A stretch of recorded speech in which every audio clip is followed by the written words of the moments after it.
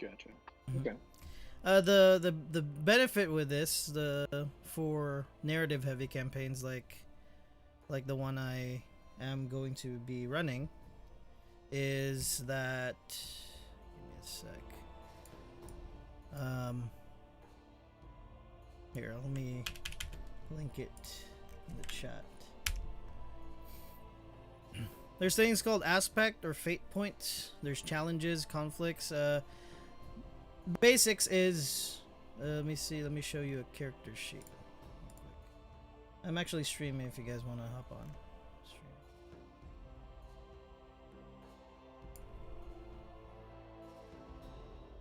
Or you can just get my camera that I'm turning on, which is gonna give you Oh, there my we go. screen. There we go. I was wondering why I was hearing you twice. I'm already on your live stream.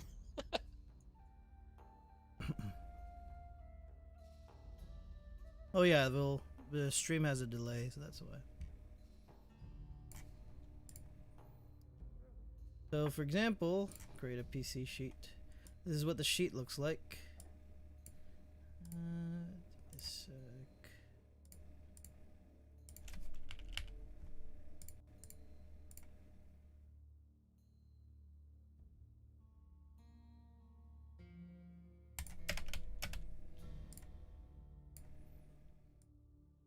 So, pretty kind of looks like D&D, right? Kinda. Skills. You have academics, you have athletics, all this stuff. Your high concept, for example, you want to make a character. High concept usually is what is your character's, what defines your character, their highest concept. So if you're an engineer, expert maker, or expert builder, engineer, or you're a craftsman, something like that. The trouble is, because I'm an expert maker or an expert builder, I usually am very anal about people screwing up my shit. My bad for possibly interrupting. I am now finally here. No worries, no worries. Hey. Yeah. Gotta finish your Bloons TD. God, my cat was walking on my frickin'. My cat was walking on my keyboard, and then I woke up, and my computer was back on, but my cat was walking all over my computer, and he somehow launched Balloons TD. Mhm. I'm serious. I'm not lying. I'm genuinely Well, serious. I have two cats. I know exactly what you're talking about. Except keyboard? my little bastard just turned like 21, so that means my cat outranked me in the house. So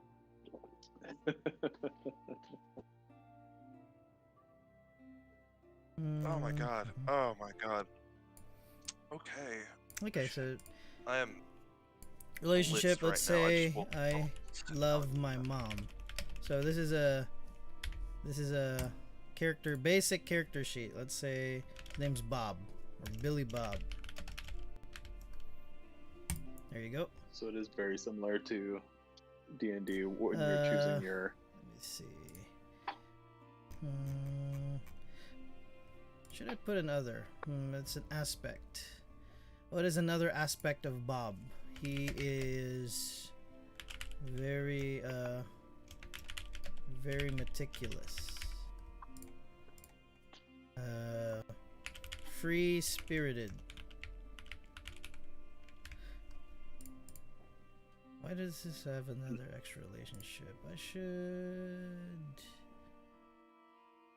Sec.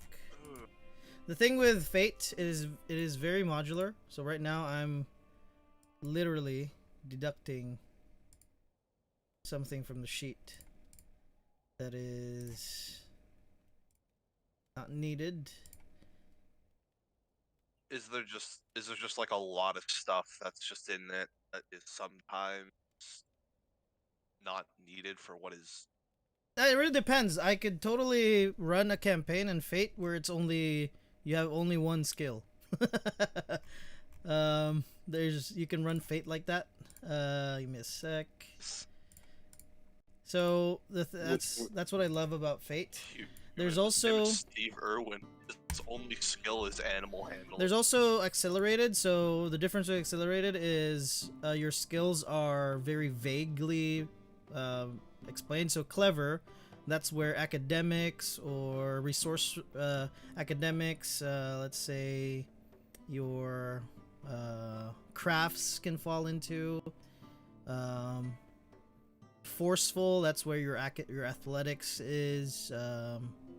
Shoot, stuff like that. Sneaky. So this is yeah, you can essentially run it on this one, but I kind of wanted it to be a little bit more if you want to do something specific, at least you have something. Let's see why it's not closing. There we go. Could you do the opposite approach where right now you're removing boxes and fields? Could you add them as well? Once as a GM, yes, I can. But once you have this sheet, this is what you base it off of. This is everybody will run it like this. The only thing that you so these stuff stay. There's things called stunts as well, where you can select from. For let's say academics. Academics has a sec.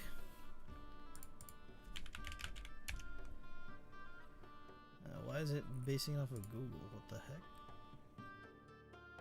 heck? Oh, core. Stunts. So let's say you want to select the stunt. Where did it go? There you go. So you can either select from the basic stuff that they provide, or you discuss with your DM. You can make a what would you call this? A custom stunt. Usually I'll probably base it off of here, that way it's easier. So let's say I add sprinter.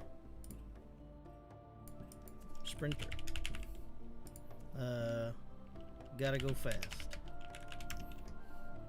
Stunts can add to your roll. So let's say hardcore parkour. You have a +2 overcome action with athletics. So if you want to parkour over something, you roll your academics and then you use a stunt with it. And once you roll your fate dice, it'll add to that. I'll show you guys later. Like this is essentially just like a what do you call it? Bare bones kind of look at this thing. Let's say Gotcha. I have a bad relationship with dad. Left for SIGs, didn't come back. There we go. Man, that must be some really expensive milk. Seriously. Wow. So the cool thing with Fate is, since it's narrative heavy, either the GM or the player can bring these things up. So let's say for example, we're role playing a scene or a scenario where you meet an NPC and they tell their and the NPC keeps complaining about their mom, calling them a B word. You love your mom, so that affects your character, right? It's either you can there's things called challenges or compel. So you can do that. Since you love your mom, you have a reason to compel the NPC to stop complaining, which gives you an advantage on either raising your rapport or provoking him to a fight. Or something like that. So these things affect whatever skills or whatever you want to do. Also, if your character is very anal about his stuff being screwed with, me as a DM, I can compel you with an NPC that is screwing your shit up. Or I can compel your high concept to where an NPC, like for example, you explain to them you're an expert builder, so that's your high concept, and I compel you to do stuff like this. So it's more there's more chances for you to role play like a specific thing about your character in a more detailed way. The cool thing with also is how I'll approach certain things is we're gonna be building the world in a way where your characters also build it along with me, because I don't want to railroad it, especially since it's narrative driven. Let's say, for example, you go to a castle, and some NPC asks you if you guys have seen these people from this town, and for example, your character just happens to be from that town. You can totally create a story for yourself from that town if you've ever met those people, even though you probably haven't ever heard of that group of people in real life, but your character would have. So I'll give you guys chances to practice your improv on the feet, on your feet kind of thing, where you build the world along with me. I had a question on that. Yeah. How do you, or how would you handle something like a character bias versus what actually they want to have happen there? So like, my home is so boring, all they ever do is jump on the trampoline and go skydiving, and all I want to do is sit and read a book. What do you mean, like character bias? Like your character doesn't want to do something because they don't like it? No, like when describing a place, he says it's boring. Because his interests don't align with those of the common people around the town, for instance.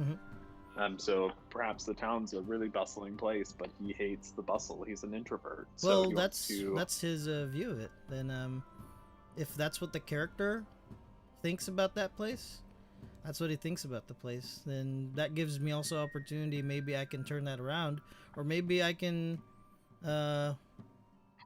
totally follow through that with that line. And once you get to that place, oh yeah, pretty much people stay in their houses. It's Irvine, California. Nobody sees each other. So okay. yeah, so it leaves room for a lot of you guys to not only think on your feet, but also expand the world. There's things called in this game, there's called achievements,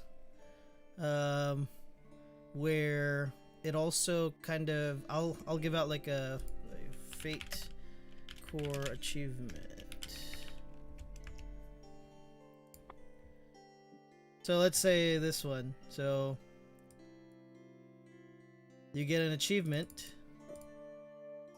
So if you want the team worker achievement, you have to help another character with their skill roll. Obviously, I can totally homebrew stuff. Concede a conflict.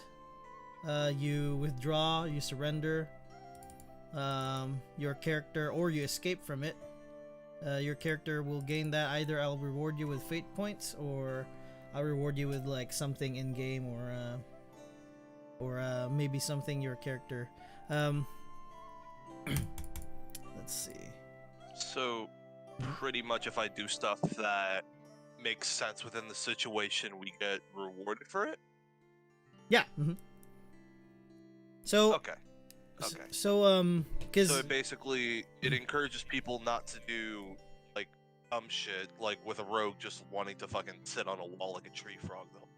yeah, it gives you guys opportunities to do Okay. more things. The thing I like about this system too is usually a lot of times in D&D,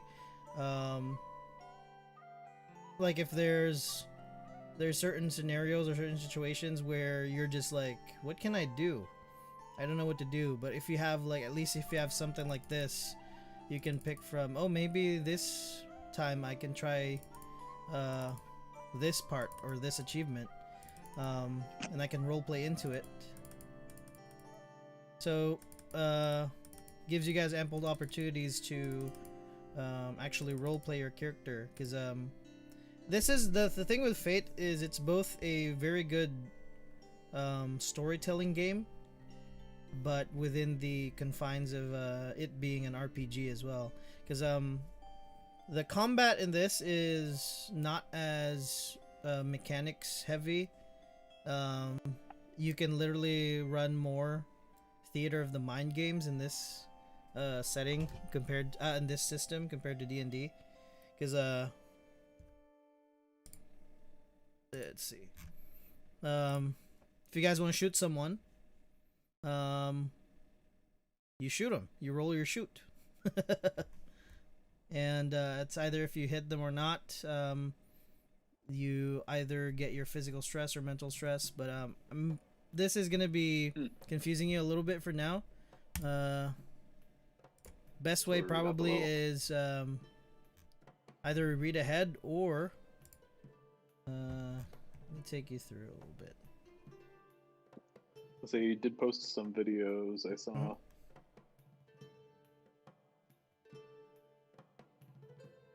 But we're gonna be doing the condensed one. It's essentially kind of like a 0.5 edition.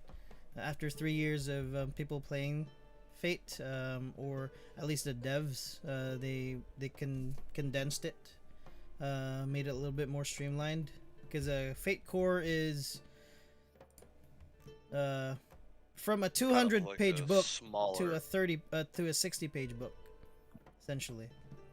Yeah. So just a smaller pill to swallow. Mm-hmm. There's also Accelerated, which is essentially like, yeah, it's your first time sitting on a table with Fate. Here's a small book. While we're playing, you can read through it.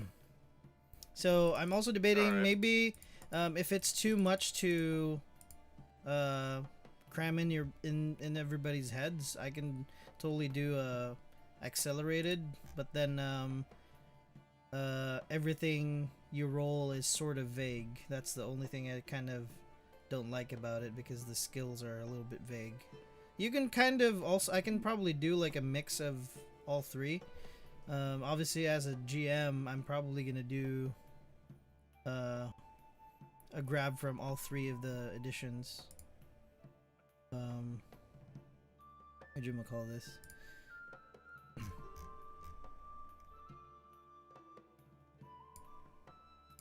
Yeah, these are aspects, phrases describing your hero, your hero's areas of relative expertise, and let's see, where is a character creation? Let's see, there we go, character creation. I think the best way to learn a system first time is to make a character. Yeah. Let's see. Yeah, figure it out as you go. See if there's, I can pop this out. Perfect. A little bit of theory craft. Perks of having multi-monitors. Holy shit, I'm like... There you go. So we've done that. Let's see. Keep forgetting to install Fate dice. Back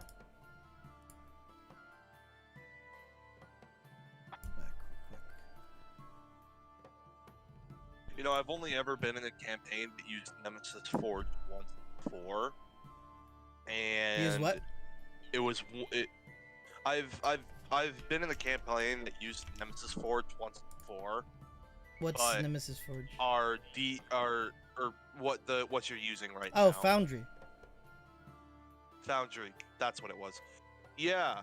I've been in a campaign, but after the second session, our DM just like fucking blocked all of us server, which I have no clue why that happened. What's this for?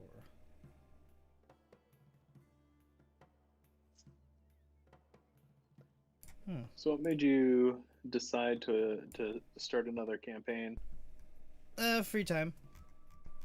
I wanted a new, fresh world too. That's fair. Are there specific narratives that you want to explore or themes?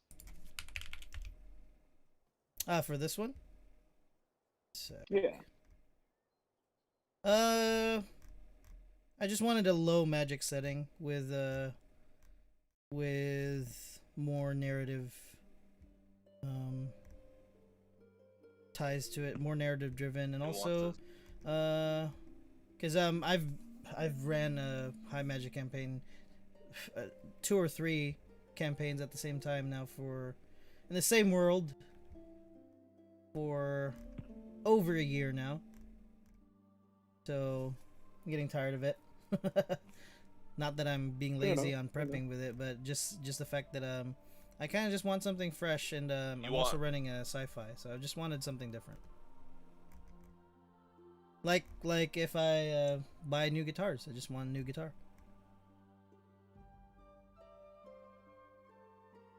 New baby. Yeah. It's like, I don't even know. I can't even tell you how many times I've played Fallout, but I've never beat it. Like, ooh, I really want to try playing like this and start a new game. New character. Oh, cool.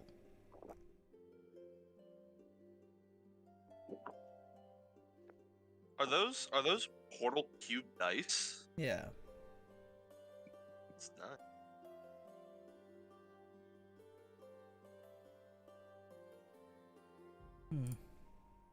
Trying to see. Excuse me. Trying to see why my friggin' dice is not loading in there. Oh wow. Huh. Hero Forge Mini just added a new article of clothing.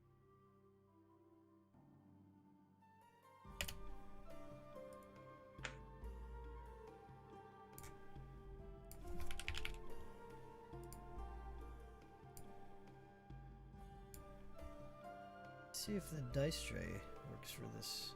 Nice, it does work. Now, do I have to buy Fate Condense in order to use it?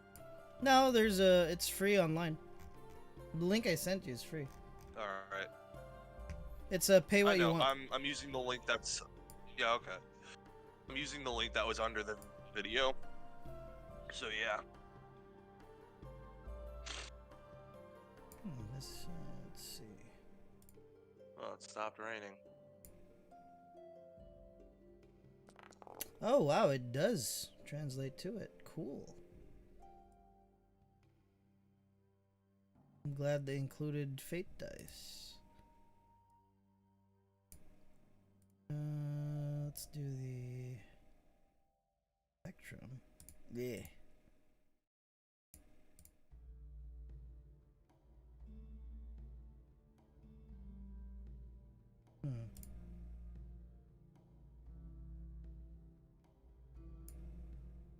Ew. Ah, that's disgusting. That's cool. Oh my goodness. Usually Facebook is terrible with its advertisement, but anytime it puts up dice, I'm like, ooh, yeah, show me more. Inspired. Oh shit, that's gonna blind my eyes. I want something probably just black. White, like my actual dice. Nice. Also, this is fully customizable by you guys. You guys can have your own colored dice. I usually turn this thing off though, because it makes potato PCs lag. I feel that. A new one in the mail. It'll be here in a few months. Alright. What I'm doing right now is I'm preparing volume.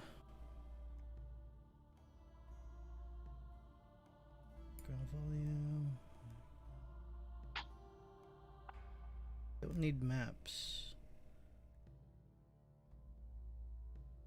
Don't even need walls.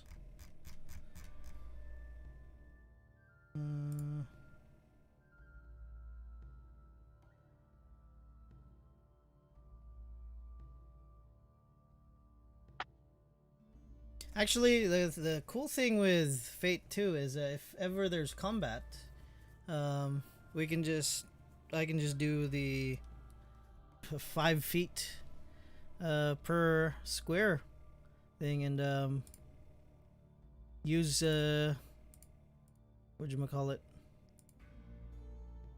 um not sure if I'll use 5e stats for weapons. There are better. I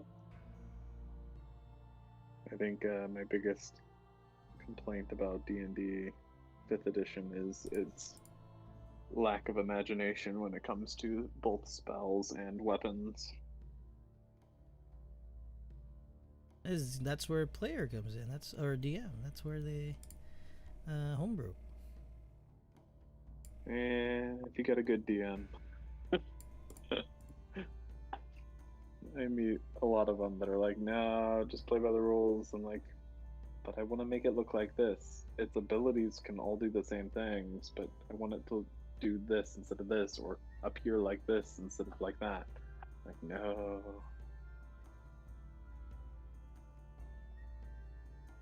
It's always the next table.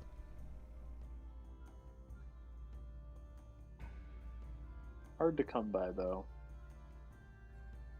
I don't know. Perhaps it's just the way I look for them.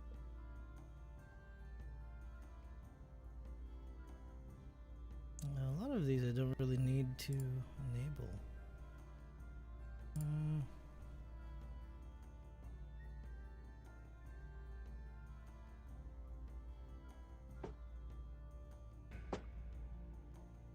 Yeah, I don't need to enable these things. So many. The thing with Foundry is there's so many. It's like if you're still on Roll20 in 2021, you're getting ripped off so bad. Like Yeah, last time, yeah, because in a lot of campaigns, I've noticed that Roll20 just has a lot of issues. is because they're so Or it's lazy just they don't not as fix. good. They don't fix it. It's still the same shit. It's been out for since 2014, I think, and there's literally no. It's the same thing. Like all this when I used to run it, I had to have third party stuff installed in order for it to make it work because it's just so bad. If you're playing it free and not having any scripts or anything where it's just bare bones, it's fine. But if you want to have actual nice quality of life improvements, Yes. it's just horrible.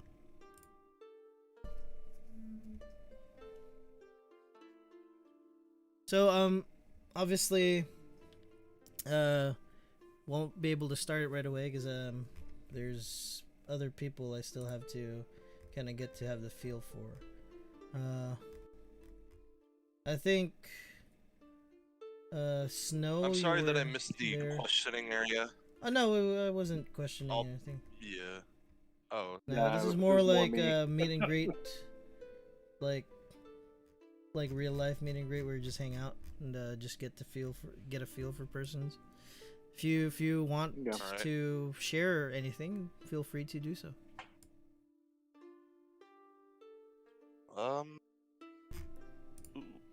Well,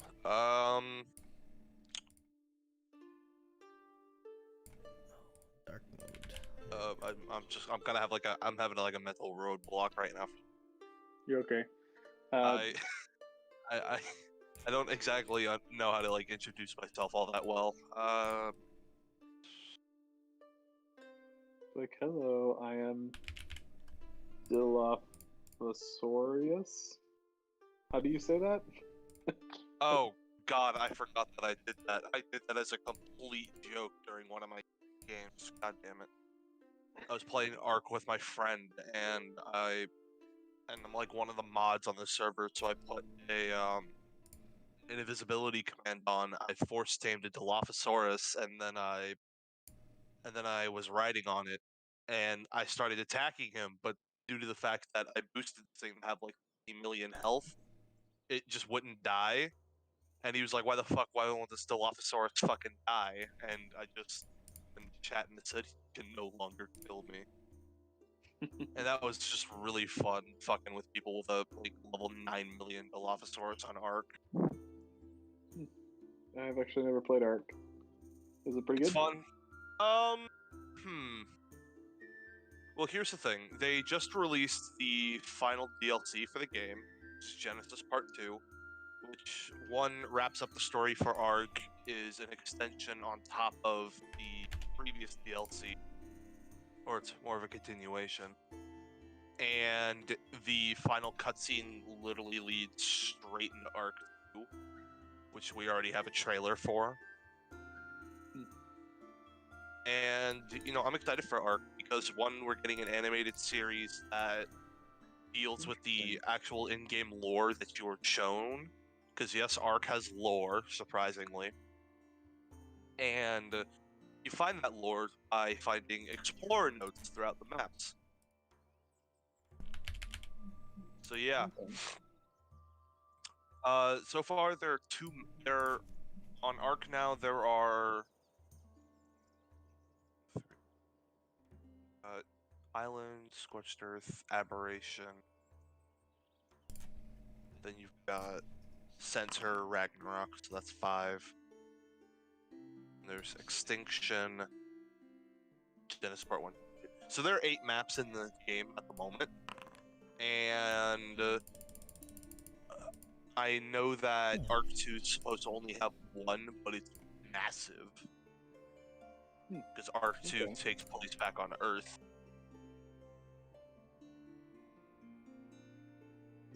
Spoiler. Ark doesn't take place on Earth.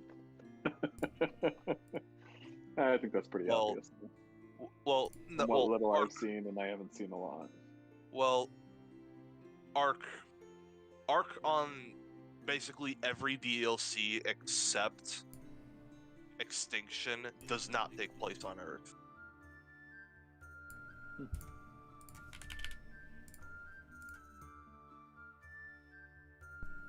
Or does it? No, it does. It does.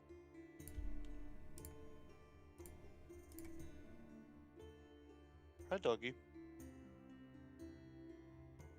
But I like Ark. I've been playing it for a very long time. I originally played it on the PlayStation 4, and I played it up before it broke back in August of last year. And yeah. My coworker plays it on her phone. They have a mobile version now? Yeah, and it's actually surprisingly decent. It looks better on mobile than it does the Nintendo Switch, because they try running like the console version on the Switch, which is, not gonna work.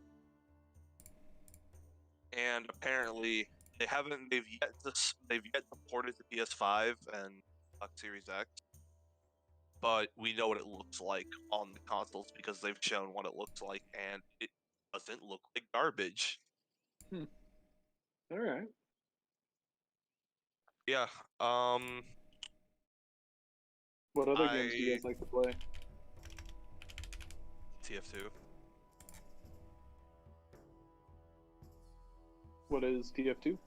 Team Fortress 2. It's a game. I see. Yeah. The abbreviations are lost on me for most games. Yeah, I'm sorry. No, it's okay. And there's not as much into the... Go ahead. But I'm currently looking for a job because I want to get a better PC, because right now I'm using this $500 office laptop that barely run 8 tabs of Google. So I eventually want to get a good PC so that I can play the Isle and Path of Titans with my friends. And I genuinely love those games and their development process. It's just that I bought Path of Titans for $50, only to find out that my computer can't run it. I've done that. When Guild Wars 2 first came out, I bought it and found out my computer couldn't run it. And that's not even a hard one to run. Yeah. And I also want to get Saurian, which is a game that I absolutely adore, but their development is really, really slow. And but they're still putting out content. It's just that development is really slow because of what they're trying to do with the game.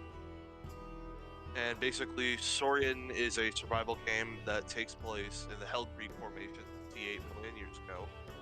And so far, there are 2 playable dinosaurs. There's Dakota Raptor and Triceratops Protus.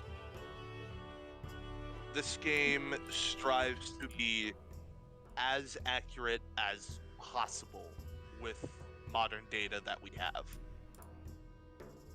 And they actually just remodeled the Rex like 3rd time.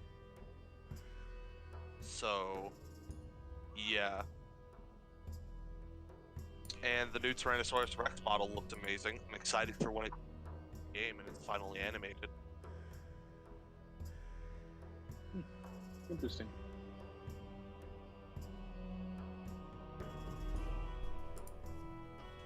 I don't have the best scorecard when it comes to picking good games. Any big game that I think looks really good eventually comes out and just bombs. For instance, I thought Anthem was going to be fantastic, and that was. They are making Anthem 2. They are making Anthem. They canceled Anthem too. They released that. What? Yeah, it's been a while since they said it. It's just they probably just realized people are not gonna buy it. Oh, I was so ready for it. Most likely they pulled all their people to the Mass Effect 4 game. God fucking damn it, EA. Fuck. To be honest, Anthem still has the best flying mechanic I have ever played in any game. Nothing is more satisfying. Yeah, I still jump on every now and then just to tinker around. I miss it. Before that, the other game that I got real hyped about before it came out, and then eventually came out and was a huge bomb, was when No Man's Sky first came out. I was at the store at midnight buying it. And then you put it in and it's just a fucking mess. It's nothing. Oh my goodness, it's worse than Minecraft in beta 1.0 or 0.01 or whatever it was. The sad part about Anthem is that they're fucking, when they were developing the entire game, it got flooded and it fucked up a lot of the computers that were just holding a bunch of code for it. So they lost a bunch of it like a month before the game came out. So they lost like 3/4 of what they had. But now No Man's Sky is actually really good, what I've heard. I bought it when it came out, and I was like, what the fuck is this? And then I waited a year and a half, and I was like, oh, wait, good. I should have played this, because now all my friends are like level 4,000 or some bullshit, and have a mile-long intergalactic freight truck. Yeah, there are some games that I built up too much hype for myself, and then when the realization was so much of a drop down, I can't get myself to go back, no matter how good I've heard they've become. What game did that to me? What game did that? What game was I really disappointed with? I've heard that Resident Evil 8 is disappointing. I've heard very mixed reviews on it. I mean, it's overwhelmingly Do have any positive. of you guys played it? I haven't played, nor have I seen streamers play it yet. It's overwhelmingly positive on Steam. Alright, that's good. It Because looks Go ahead. I saw a video on YouTube that had a shit ton of views on it, and it was like, why is Resident Evil 2 or Resident Evil 8 so good yet so bad? And I was like, ooh, must not like it. Yeah, these days I live vicariously through other gamers most of the time, watching more streams of games I'm interested in playing and never actually getting, because I either don't have the money to or the time to. Oh, I know that feeling. That's the feeling I have with the Isle. Because here's the thing, they had been developing that game in 2015. It released in 2015. And I've been following the game since it came out. And they decided in like late to mid 2019 saying, oh hey, remember the legacy version? Yeah, we're just gonna fucking forget about it. And they just decided to remake the entire game, and it's called Evermont now. Dial Evermont. And it's actually going good so far, and they announced what the community, and everyone's shitting their pants because the one people that like to play the certain thing, like, it's hard to, the Isle is just a good game, but it's always had some development issues. One of them is that a lot of the devs do not know how to take very well. That's probably the main issue, but yeah. All right. Because one of the devs was saying, like, in order to change Ankylosaurus to what it would be to be more playable, it wouldn't be Anky anymore, and Anky is a bad animal, and that split the community in two. I mean, there were entire arguments on the Discord about it, and it got to the point where they deleted the meme chat, and for a while, if you tried sparking up saying Anky is bad or Anky is god tier, they would give you a warning because they just didn't want flame wars to happen again.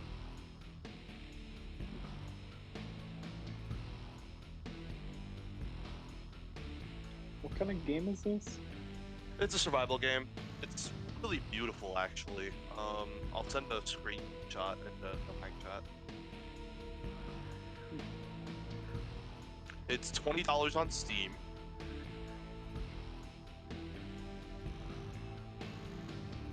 Roadmap up, or no, phase 2.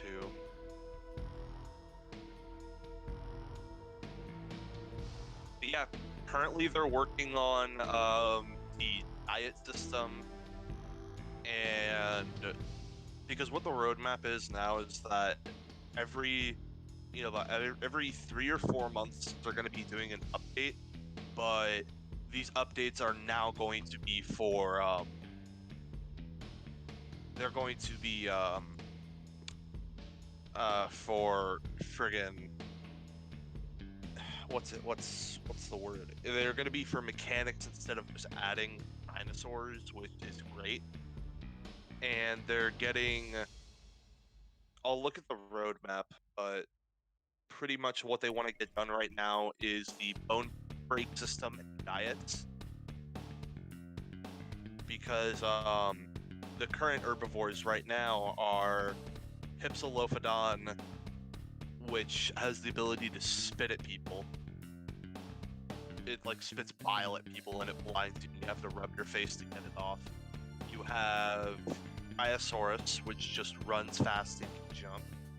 You have Tenatosaurus, which has a tail slam that has the ability to pretty much really screw over the 2 terrestrial carnivores we have in the game at the moment, and can one-shot the Pteranodon. And then we have Stegosaurus, which is a tank at the moment, and it does massive amounts of bleed.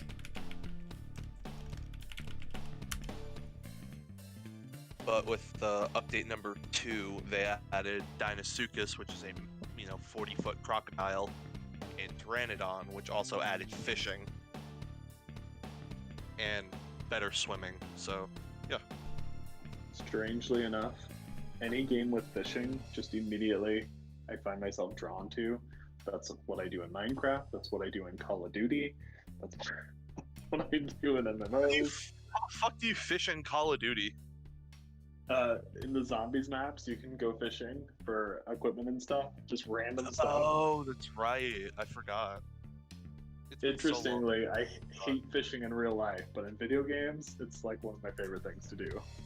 Well, for Deinosuchus is able to eat 2 types of fish: schooling fish and elite fish.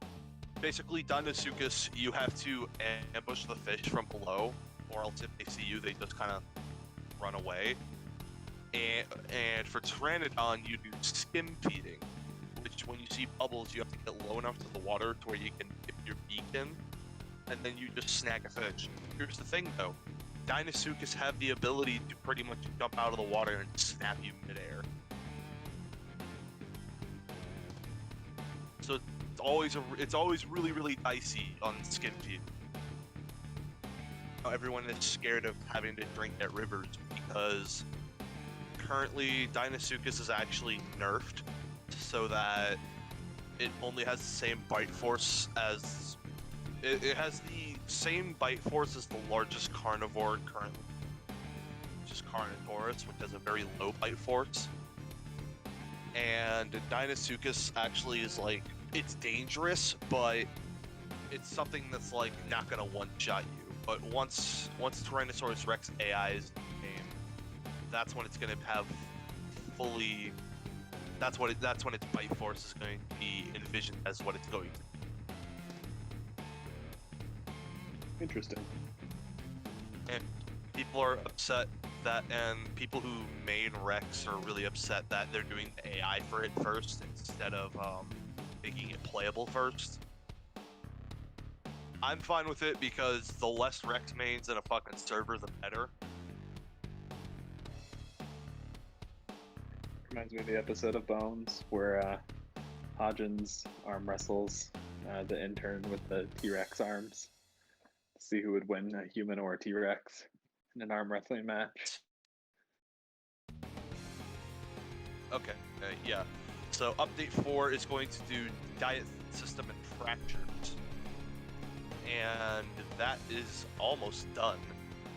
Diet system, an entirely new way to play. The food you eat will not only vary in satiation, but also affect both that.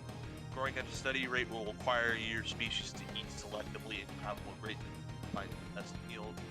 We'll focus on maximizing growth rate with a balanced diet, or prefer more exotic diet that can lead to unexpected results. And this includes root tubers, mushrooms, bushes, shrub, trees, standard trees, palm trees, and high trees. And of course, they have to go with. They haven't started the development on diets yet, but they have started on bone break, which will also usher in Pachycephalosaurus. Fractures are going to be splintering their way. Game gone are the days of the often infuriating bone break mechanic of old. That was in many ways an automatic death sentence. Fractures have been ranged from mild to severe, hindering your character accordingly. We'll also have more ways to be both applied and migrated or mitigated than you've ever experienced. And humans are eventually going to be added to the game as well, as mercenaries and tribals. Yep. And pretty much the plan of humans is that when you spawn in, you start out with a single bullet and a pistol. Bullets are going to be realistic. Dinosaurs are going to have lead-plated armor where they can hang a sniper shot to the head. Pretty much, as a human, you are already the most dangerous thing in the game to spawn in because of your unpredictability. And physically, you are weak as shit. But when you have a pistol, you actually have the ability to one-shot a Rex if you hit it in the right spot.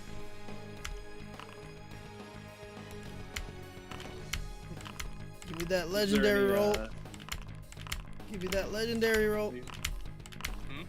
Trying to see if I can get a legendary roll. Give me that 7 or 8. Haha, funny 20. Nope, I just got. Keep getting fantastic. 0. So. Okay. Alright. And update 5. Update 5 is not going to have any additions playable wise, but it's going to have nesting mechanics, skin system, and then improved day-night cycle plus night vision. and then update 6 is going to be Gore, Venom, and Poison, and the addition of Tridon, which this nimble critter, while not particularly dangerous on its own, can become problematic for a wide variety of creatures when operating in a cold. Through the use of their venomous bite, keep your wits about you, believe half of what you see and none of what you hear.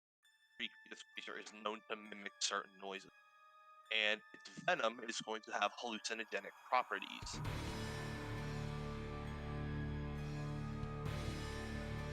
Which is fun.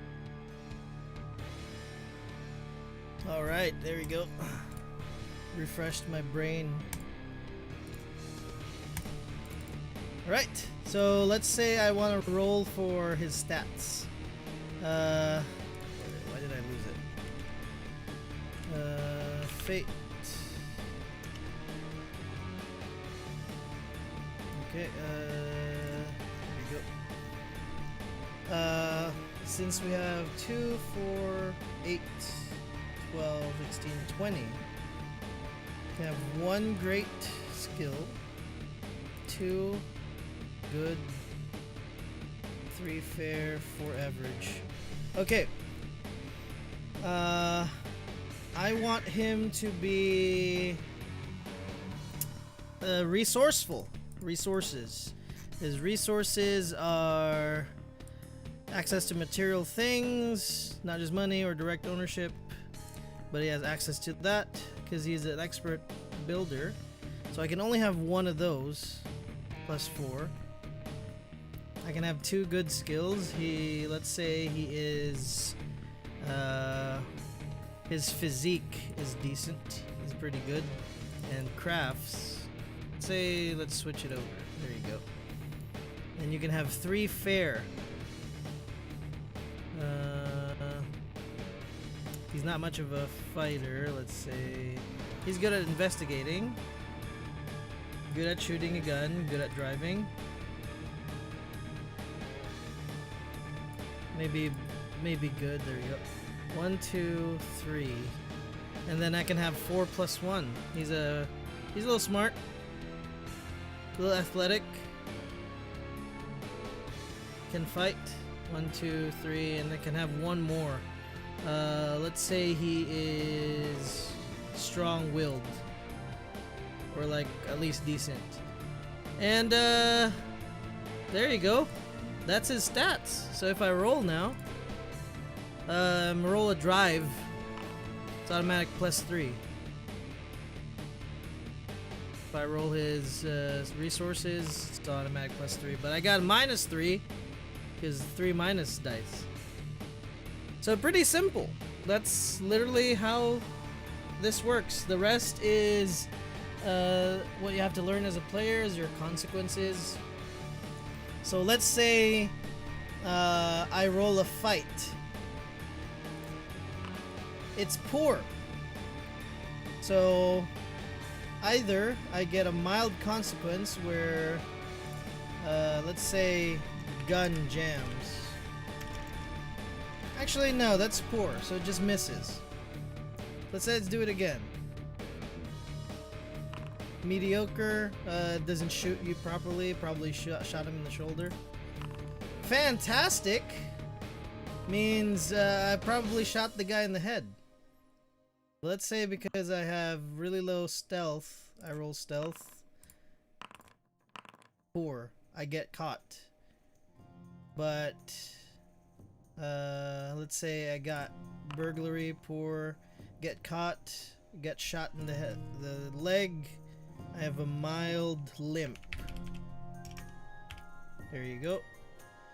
On top of your limp, you get shot again, bleeding hard. So you add those consequences, and later on, amputation, because I didn't get it cleaned up, so they had to amputate it. Essentially, that's how consequences work, or at least basics of it. There we go. Stress and consequences. Stress and consequences are how your character withstands mental and physical toll of their adventures. Oh, actually, you get consequences once you fill these things up. So,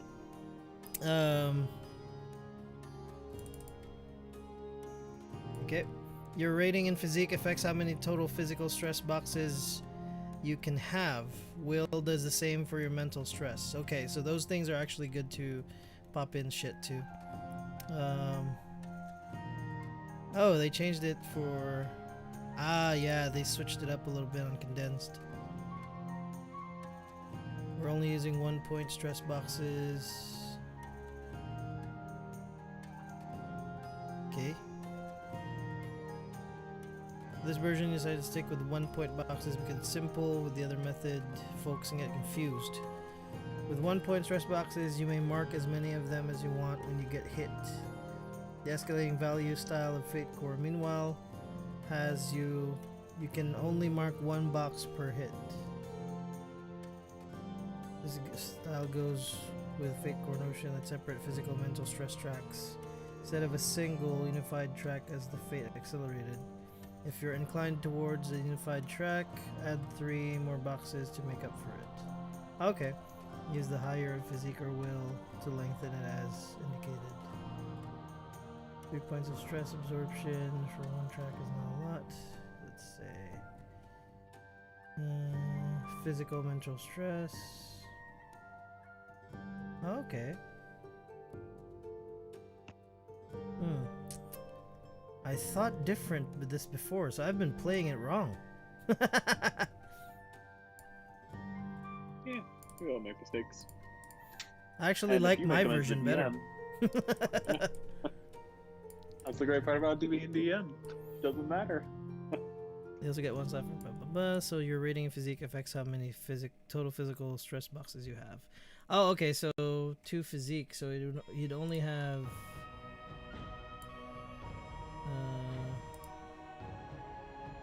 Why can't I edit? Oh, okay. What the heck? Nope. Need to add that again.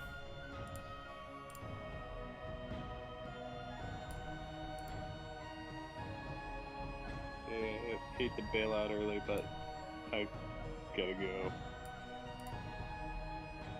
Yeah, no worry. Damn. Sorry, guys. I'll talk to you guys later, okay? Sure. It's alright, don't worry. Yeah, we'll see you. Let's see. Okay, you can automate. Skill condition set yet.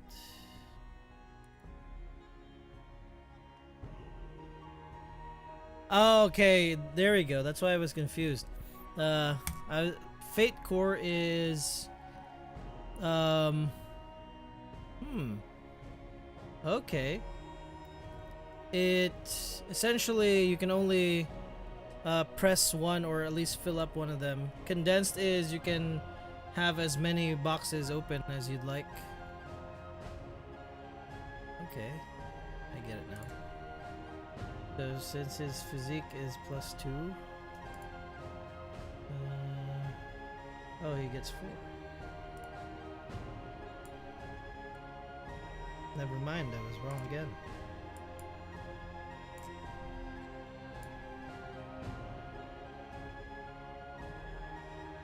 Okay, so that's standard. If you have 0 + 0, you only have 3. Taking harm, there we go. Taking harm. When an attack is successful, yeah. Sorry, was that? Oh, sorry. I was talking to myself. My bad. Taking harm. When an attack is successful, the defender must absorb the hit, which has shifts equal to the difference between the attack's effort and the defense's effort. You can absorb shifts of a hit by marking a stress box and by taking consequences. If you can't or don't absorb all the shifts, excuse me, you are taken out. That's when you die. When you're removed from the scene, the attacker decides how it plays out. Hungry for flesh.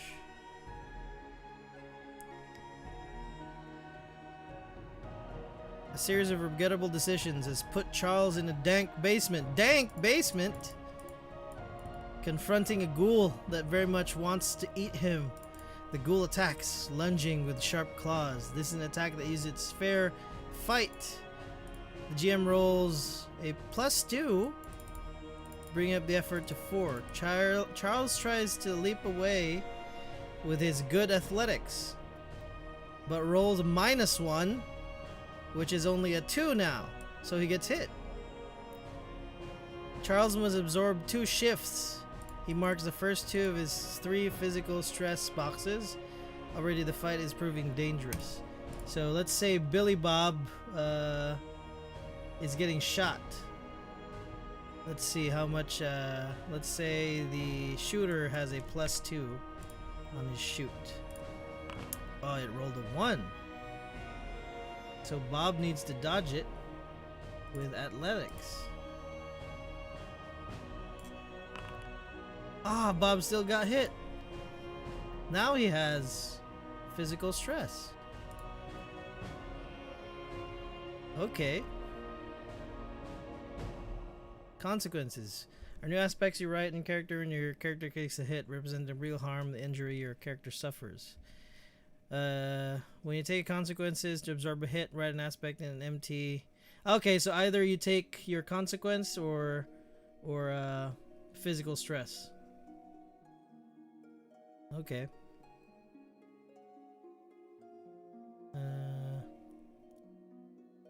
Use the severity of the consequence as a guide. If you were bitten by star spawn, holy shit. That's a D&D monster right there. A mild consequence might be nasty bite, but a moderate consequence might be bite that won't stop bleeding and crippled leg. While stress turns a hit into a near miss, taking a consequence means you got hit hard. Why would you take consequence? Because sometimes stress isn't enough. Remember, you have to absorb all the shifts of the hit to stay in the fight. You only have so many stress boxes. The good news is that consequences can take pretty big hits. Yeah, that's why there's 2. Okay, so you can choose either to take a physical stress, because it was only 1, but if somebody rolls a 6, I'll take a severe condition instead. So if I got hit with a 6, severe concussion.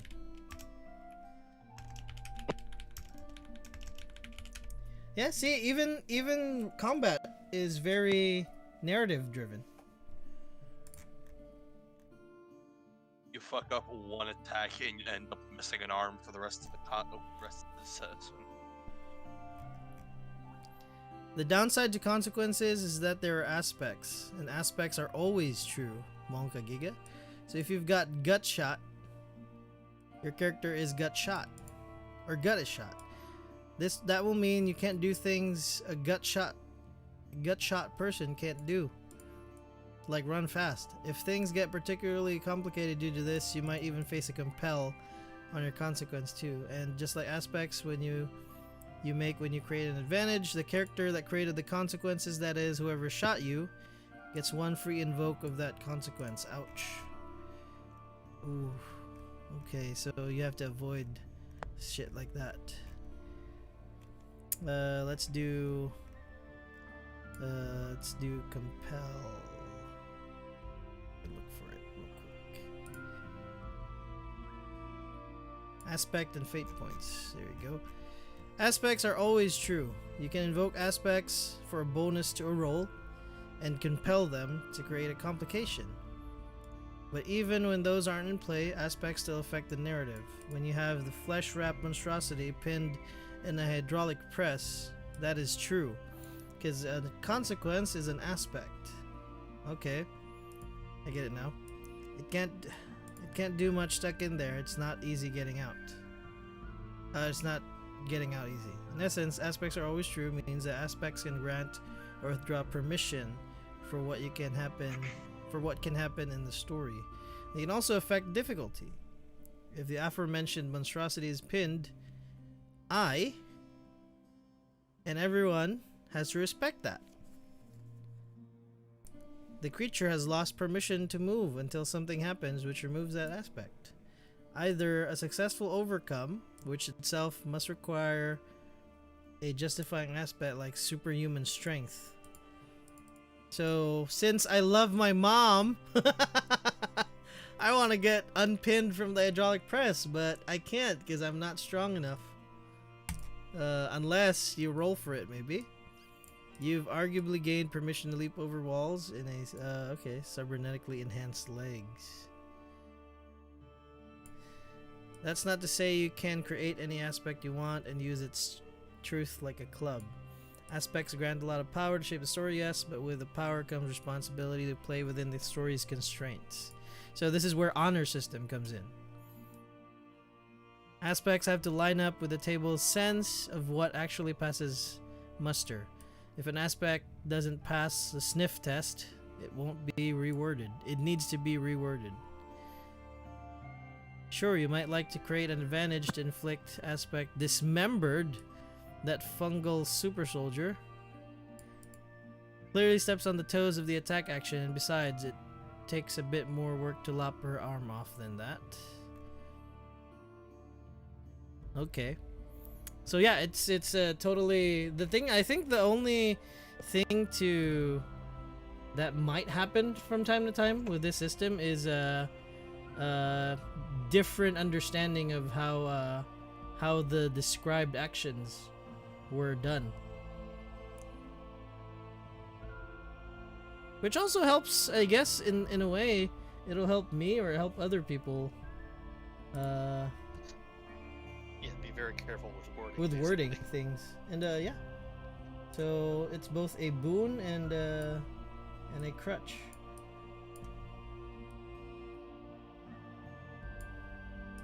Saw your post on the DD blah blah blah. Nope, I closed it already. I'm sorry, brother. Damn. That always sucks, you know, you see like a campaign post and it's like, oh, that's really cool, and then you like miss the fucking deadline by like a day. Yeah. This shit always sucks. Alright, let's see. What kind of aspects are there? Okay, those are pretty self-explanatory. Situation aspects. These aspects describe the surroundings of a scenario where the action is taking place. Situation aspect. Okay, yeah. So if the room is on fire, then the room is on fire. That's a fact. Bright sunlight. Crowd of angry people knocked to the ground, pursued by the police.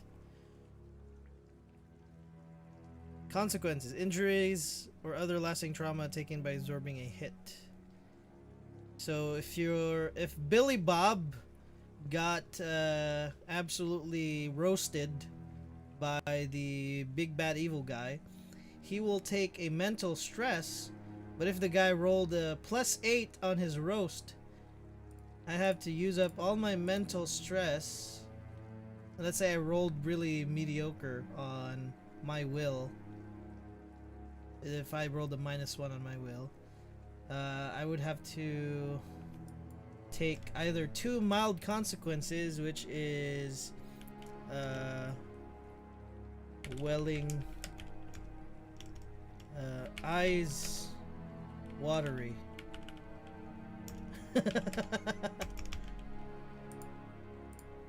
And the other one is about to cry. So, there you go. About to cry. And then he roasts me again. And he roasts me with another +8. So actually crying with snot and can't see shit. And he roasts me again and traumatized, bawling on the floor. I am out of the scene. I can't take any more mental stress. Or I'm still there, but then he shoots me, and I can't take shit anymore. There we go. This character's dead now. Unless fate points. How does fate point work? To unlock a true power of aspects and make... what do fate points do? One way you can earn fate points is by letting your character... Oh wait. Fate points. Be compelled against you to complicate the situation or make your life harder. Kind of like COVID compelled us to have a harder life. 2020. You may also get a fate point payout if someone uses your aspect against you in a hostile invoke or when you concede. Okay, how do you start with your refresh points? Give me a sec. Where did it go?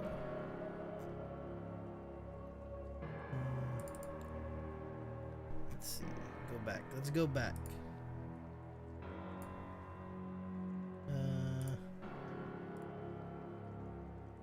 Okay.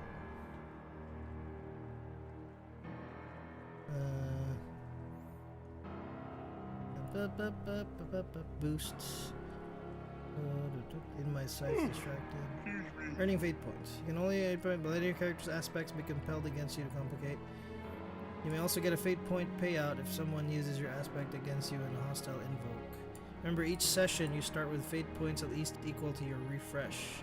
If you're compelled more than you invoked in a prior session, you'll show up with the next one at the next one with more. Okay. Oh, there we go. Refresh. Your character begins with a refresh of 3. Each session, you start with fate points at least equal to your refresh. Be sure to keep track of the fate points that you have left at the end of the session of play. But if you have more fate points than your refresh, you'll start the next session with fate points you ended with the session. Okay. Charles earned a lot of fate points during today's session, ending it with 5 points. His refresh is 2. So Charles will start the next session with 5 fate points. But Ethan ends the same session with just 1 fate point. His refresh is 3. So he'll begin the next session with 3 fate points. Not just the one he had left over. What?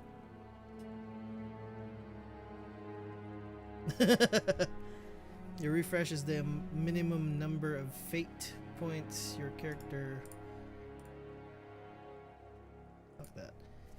Begins with at the start of each session. Your character begins with a refresh of 3. Each session you start with fate points at least equal to your refresh. Be sure to keep track of the fate points you have left at the end of each session of play. If you have more fate points than your refresh, you'll start the next session with the fate points you ended the session with.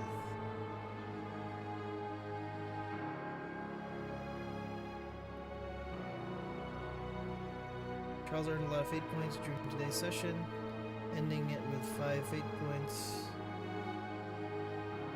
Oh, okay, so it has to be more. His refresh is 2, so Charles will start with 5. But Ethan ends the same session with 1 fate point. His refresh is 3, so he'll begin the next session with 3 fate points. How do you determine how much refresh you start with? You start with 3. Why does this guy say his refresh is 2? Is this a typo, I think?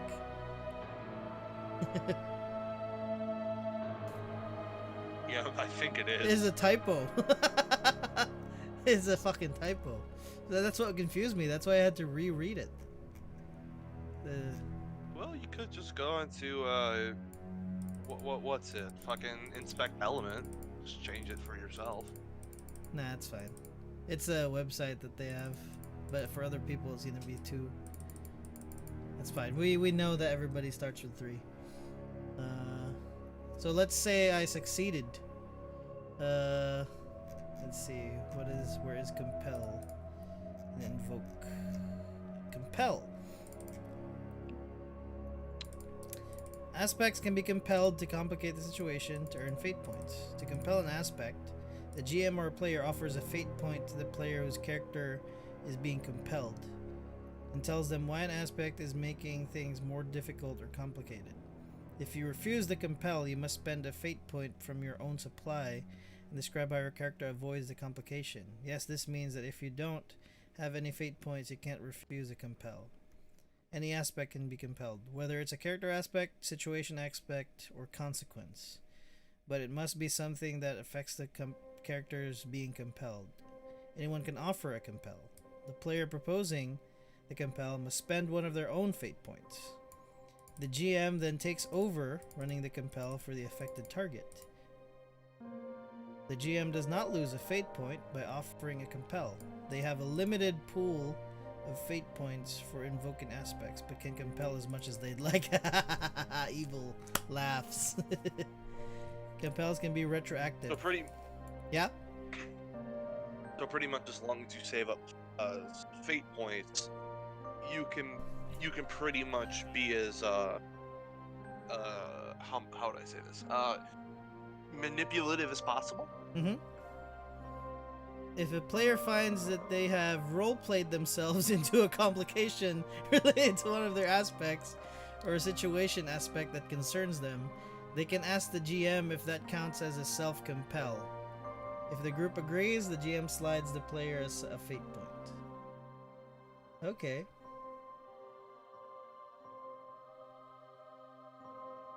Cat keeps staring at me. Doesn't usually do this.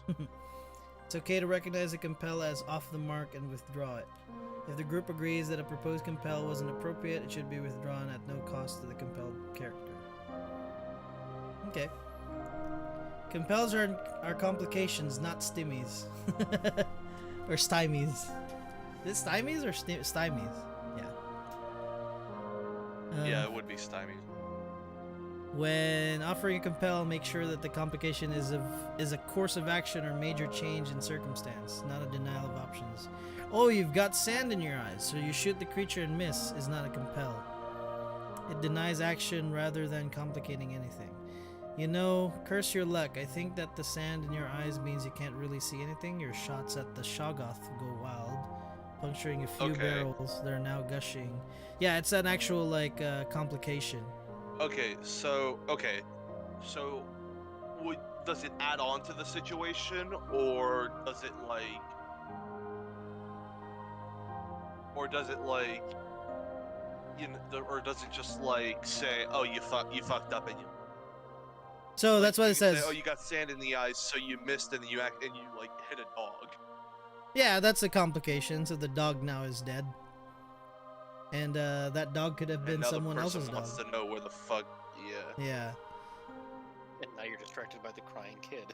That reminded me of a fucking Russian Badger video, and it was like, it's like you had me shoot a golf ball sized hole in the first guy, pull out my pistol, shoot, miss entirely because it's smooth bore, and I nail the neighbor's dog. Oh, the ruling for it's only muskets that are covered underneath the Second Amendment. Yeah. It's like, then I have to go upstairs, grab my stair mounted shot, my stair mounted pin, shoot down the house with a shot. And it was like, I don't remember it verbatim, but that's pretty much what it is. And it's like, good lord. Shredding the hallway and setting off car alarms in the entire neighborhood. Yeah, I love that. Okay, so invokes use fate points as well. You can also invoke aspects for free if somebody is creating an advantage you can use from you or an ally. So if you created an advantage for yourself or an ally did it for you, so how do you create an advantage for someone? Create a situation aspect or gain benefit from an existing aspect. You can use the create an advantage action to change the course of the story by using your skills to introduce new aspects and add invokes to existing aspects. You can stack the deck for yourself and your teammates. You might change the circumstances, barring a door or creating a plan. Discover new information, learning a monster's weakness through research, or take advantage of something already known, such as a CEO's taste for scotch. An aspect created or discovered by creating an advantage works like any other. It defines narrative circumstance and can allow, prevent, or impede actions. For instance, you cannot read a spell if the room has been made pitch black. It can also be invoked or compelled. In addition, in creating an advantage gives you one more free invokes of the created aspect. A free invoke, as the name suggests, lets you invoke an aspect without spending a fate point. you can let your allies use free invokes you have created.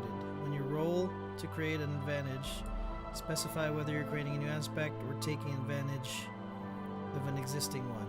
If the former, are you attaching the aspect to an ally, opponent, or the environment? If you are attaching it to an opponent, then you can take the defend action to oppose you. They can take the defend action to oppose you. Otherwise, you'll usually face a difficulty, but the GM can decide if something or someone opposes your efforts with a defend roll instead. Your outcomes can create a new aspect. When creating a new aspect are, if you fail, you either don't create the aspect, or create it, but the enemy gets the free invoke. Success at a cost. If you succeed at a cost... Okay, yeah, because so you succeed, but there's a cost. If you say at a cost, the final aspect may need to be rewritten to benefit the enemy. This may still be worth it because aspects are true. If you tie, you don't create an aspect, but you get a boost. If you succeed, you create a situation aspect with one free invoke on it. Okay. If you succeed with style, you create a situation aspect with 2 free invokes on it. How do you succeed with style, though? The fuck? Oh, there we go. The success, which also gets you a boost.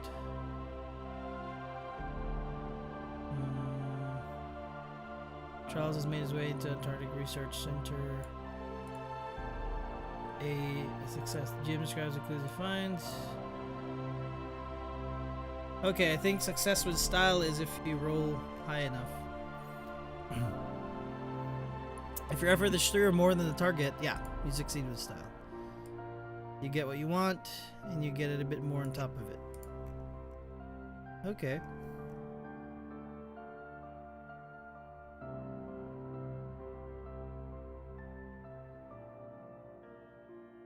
Alright. Jeez, my stomach is growling.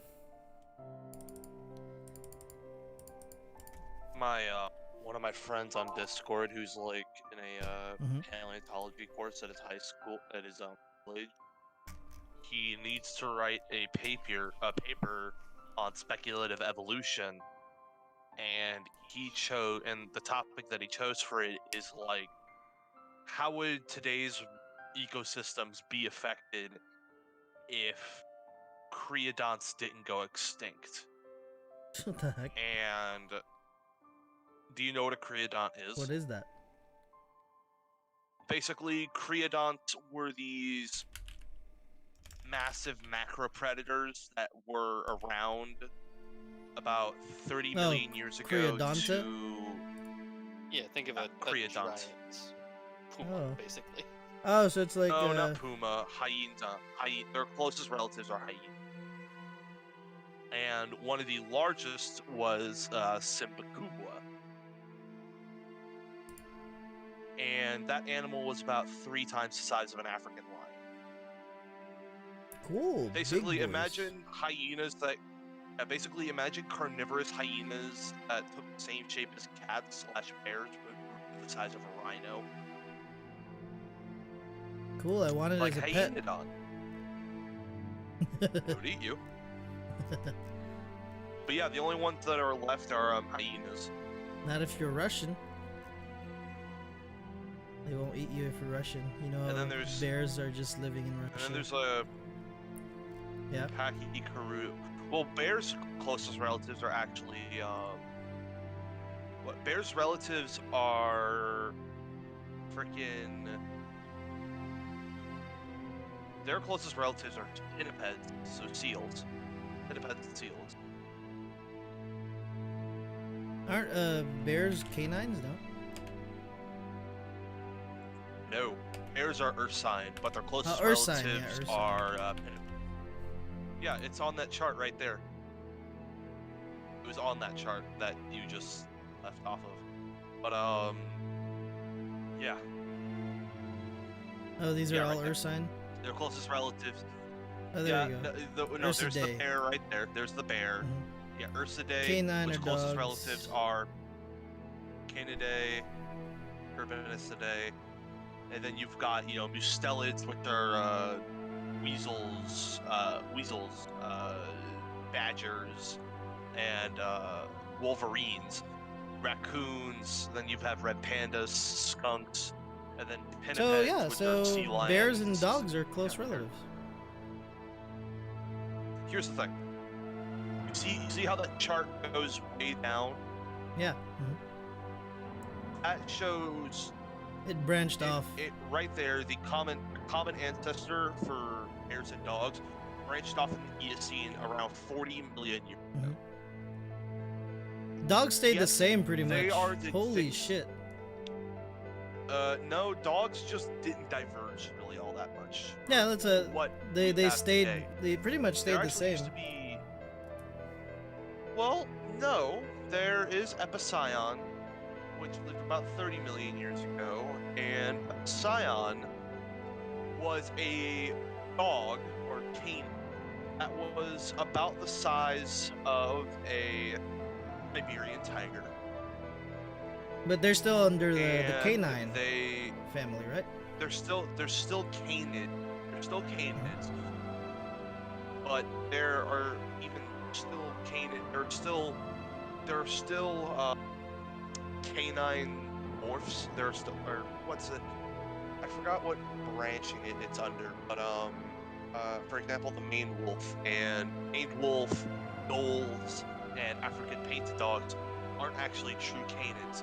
They diverged like a while back, but they aren't true canid, even though they're still under the canidae tree. Phylogenetics is weird. Dire wolf. I'm assuming you know of its existence, correct? Yeah. Yeah. There was a study back in 2020 that actually figured out that dire wolves weren't actual wolves at all. They just were. Their closest relatives are maned wolves, and they weren't true canids. So yeah. What is I a like true paleontology canid a though? lot. It does certain morphological adaptations that have diverged far enough back to the point where you could say this is more related to, this isn't related to, very closely related to anything alive today, like with the maned wolf and the African painted dog. The things that they were related to died out a while ago, and there's not really much left that they're closely related to. But they still have a very close common ancestor with, like jackals, coyotes, wolves. Mhm. They're still they're still related to them, but it's kind of like the difference between us and a bonobo. You know, we're still primates, but we're still under primates. We're still closely related, but they wouldn't be counted as hominids. Actually, no. An even better one, the humans and Neanderthals, and that would be an even better, because their common ancestor is far enough back towards, or no, that'd be better for like coyotes and gray wolves, but it's like they have a common ancestor. They're still considered canids, but they're not true canids. You know, kind of like how gibbons are. They're still considered primates, but they're not very closely related to us. They diverged a while long ago, but they're still considered primates. So they're still dogs. Apes. Still dogs, but they're under phylogenetics. They are not classified as true. But they're still dogs. Think of them more like stem dogs. Think of them more like stem dogs. But they're still dogs, because dogs Maned is wolves still are there. actually I'm messing with you, Yeah. don't worry. no, but you're right. You're right. They're still dogs, but you know what? And the interesting thing about maned wolves is that they're the largest canine that lived in Africa, or not Africa, South America. But what's interesting is that they're primarily herbivorous. up to 80% of their diet is consistent of a fruit, which is a type of fig that's called a wolf apple, and their main purpose of eating these so that they spread seeds, but they do occasionally eat mice and whatnot. And this is what they look like. I'll find. They have very long legs, which is an adaptation to see above tall grass because they are preyed upon by jaguars. I'm a really big zoology and paleontology nerd, so I'm sorry if I'm boring you No, guys you're to good. death. You learn something from everyone. You Yeah, that's what they look like. I put that in no mic chat. I'll get you back when it comes to gameplay. Yeah. I want to play an artificer type scenario, which really isn't a thing in Fate, but still. But I'm a mechanical engineer. 2 roommates are a physicist and a I mean, chemist, you can so always interesting. create a character that tinkers with stuff, just no magic. Oh, I am definitely. Wait, I'm just did you being say this a chemist or a physicist? Did you say chemist or physicist? both. I have one that's a chemist and Oh. one that's a physicist. And So I'm you a just mechanical ask your engineer. do you just ask, so you just ask your friend, hey, what are the chemical compositions of C4 because I want to make a bomb in D&D. Oh, I already know those. Those are easy. Oh. Man. Smart people, like, I don't know. I'm smart in some things and I'm absolutely brain dead in others. I'll give you a hint. So, like, I'm assuming you guys have heard of fire ants, right? Fire, yes. Their venom is actually Formic what it does. acid. What it does to your body. Well, the venom and the proteins in it as well. There's the formic acid, which causes the pain, but the proteins also inhibit your body's ability to use oxygen.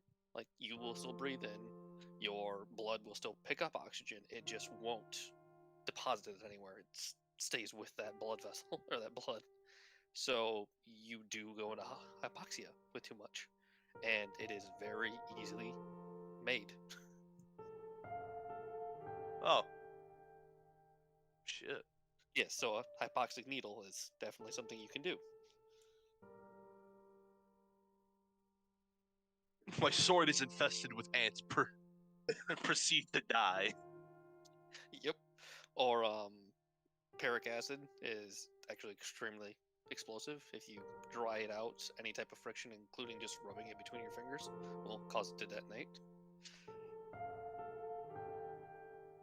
Explosive floor. Yep. You mean to tell me that you mean to tell me that literally I can make an explosive baseball?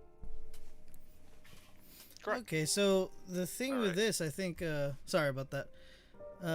They literally just make, like, they describe rule sets for essentially giving a rule set for just simple things, make it more complicated, in my book at least. Most of this I'll probably not use, because most of the time Oh, I want to focus on the story and the gameplay. So if it makes sense, I'll let you do it. If it doesn't make sense, I won't let you do it. I've been I think reading that just throughout comes- this. Yeah, I think. I've been reading throughout this and like, this is overcomplicating shit.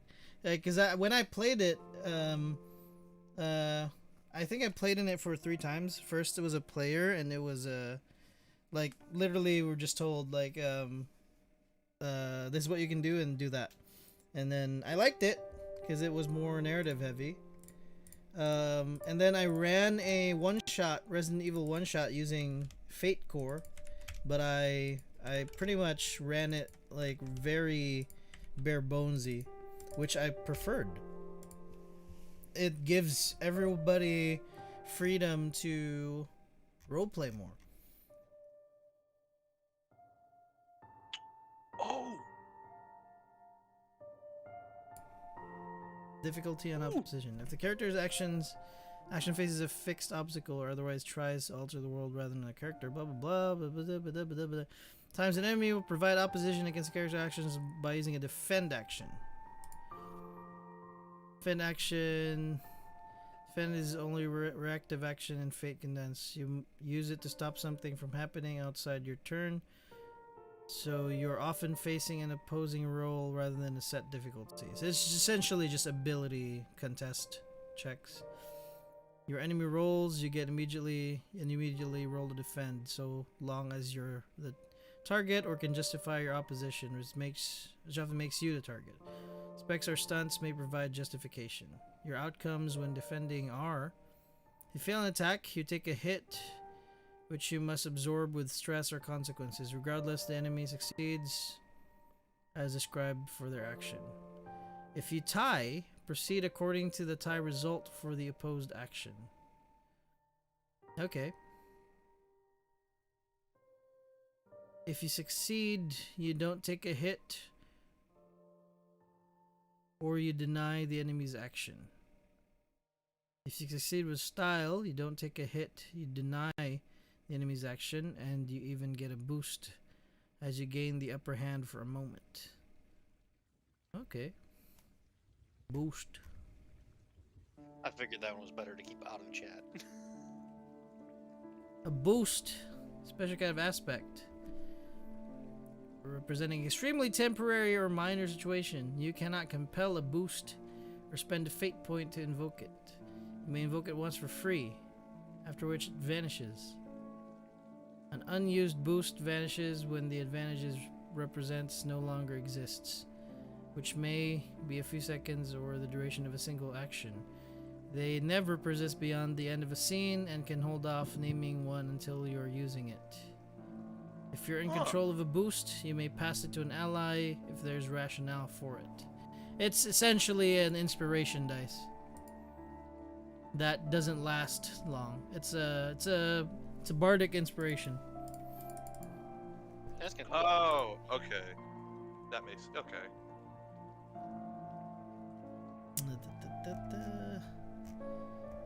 Let's see, invokes. This is what I'm invoke. So you can invoke. If you want an easy way to ensure you have room to incorporate aspects into a roll, try narrating your action with an ellipses at the end, and then finish the action with the aspect you want to invoke like this. Brian says, so I'm trying to decipher the runes, and if I haven't been there and I've read about it,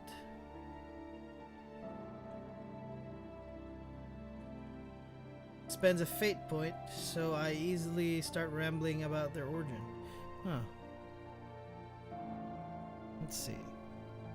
Okay, so he describes what he's doing. He rolls the dice and he hates his result. And he invokes an aspect. Spends a fate point. So let's say Billy Bob says, so I'm trying to call my mom, and he rolls and he doesn't like it, but I really love my mom, so I call her again and then she picks up. Something like that. Make it outlandishly simple and obnoxious as possible. Okay, these, like, they literally, like, how they write this, as much as I like it, it's essentially just giving giving things that already exist in roleplay gaming, without even having to give it a title. They give it titles. Nice. So is it okay if I ask a question about the campaign? yeah, go ahead. What are you using official races from D&D as that have been released officially by Wizards of the West Coast, or are you doing like your own homebrew races that have their own thing, or kind of both? It's essentially like, what races are you they not should gonna be allow, and what races in- are you? I should have provided it in the campaign chat. If you scroll to the very top,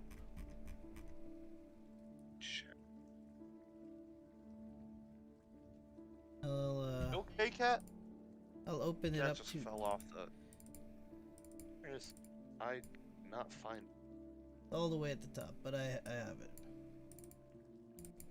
on the screen if you want to look at the screen. There's 6 you can pick from. All right. So Leonin, Bearkin, Leonin, aren't those the lion people? Mhm. Okay. And can't they scream really loud? Yep. But we're not using that. Oh, you aren't using Leonin for the. We're not using D&D stats at all. This is totally when you create your character, you have the freedom to create them as such as long as it fits within the world. That's why I do usually go through session zeros when people, individual session zeros when people make their characters. That way I can kind of guide them through how the world works and how their characters would make sense within it. What about? Is it okay if I get like a basic description of how Bearkin would play? Bears are essentially a reskin of they're Bears. no, they're technically dwarves in a way. They're in this world necessarily they're similar to dwarves, or they're very laid back.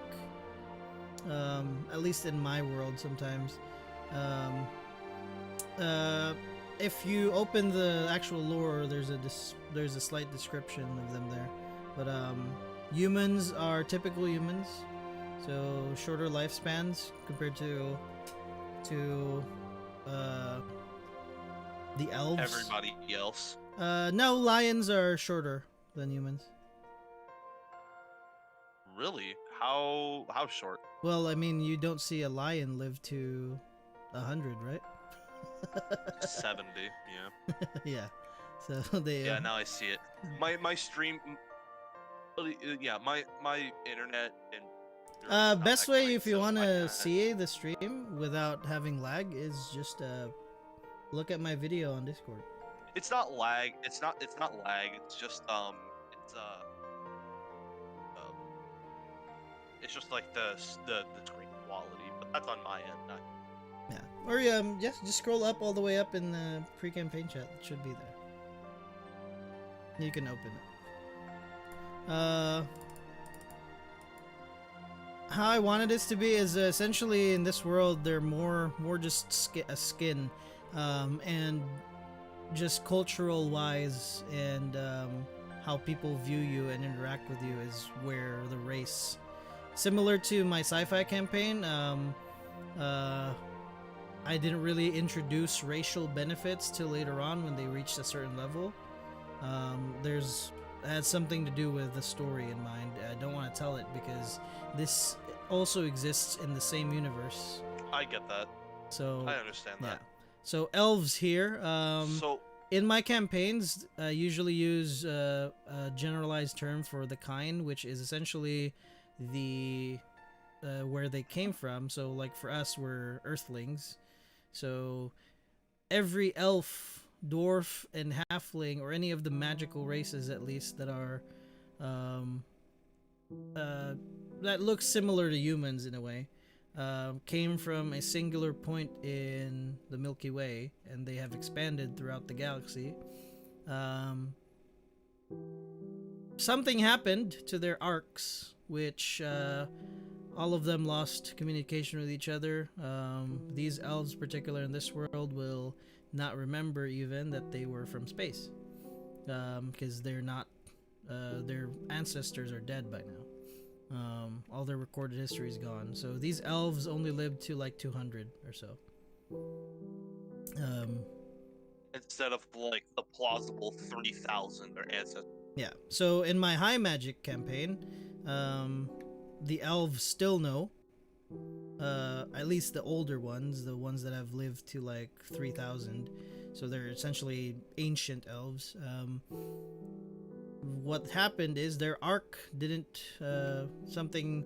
They got lucky, but they also glassed a couple of planets. They essentially killed all the giants that inhabited the particular system that the campaign is in, and built on top of their ashes, and for 5,000 years ruled as warring nations of very technologically advanced technology. And while they were warring, the bigger issue with that's connected to the Forgotten Realms, and this is where I insert the Forgotten Realms, is happening. And so they got blindsided.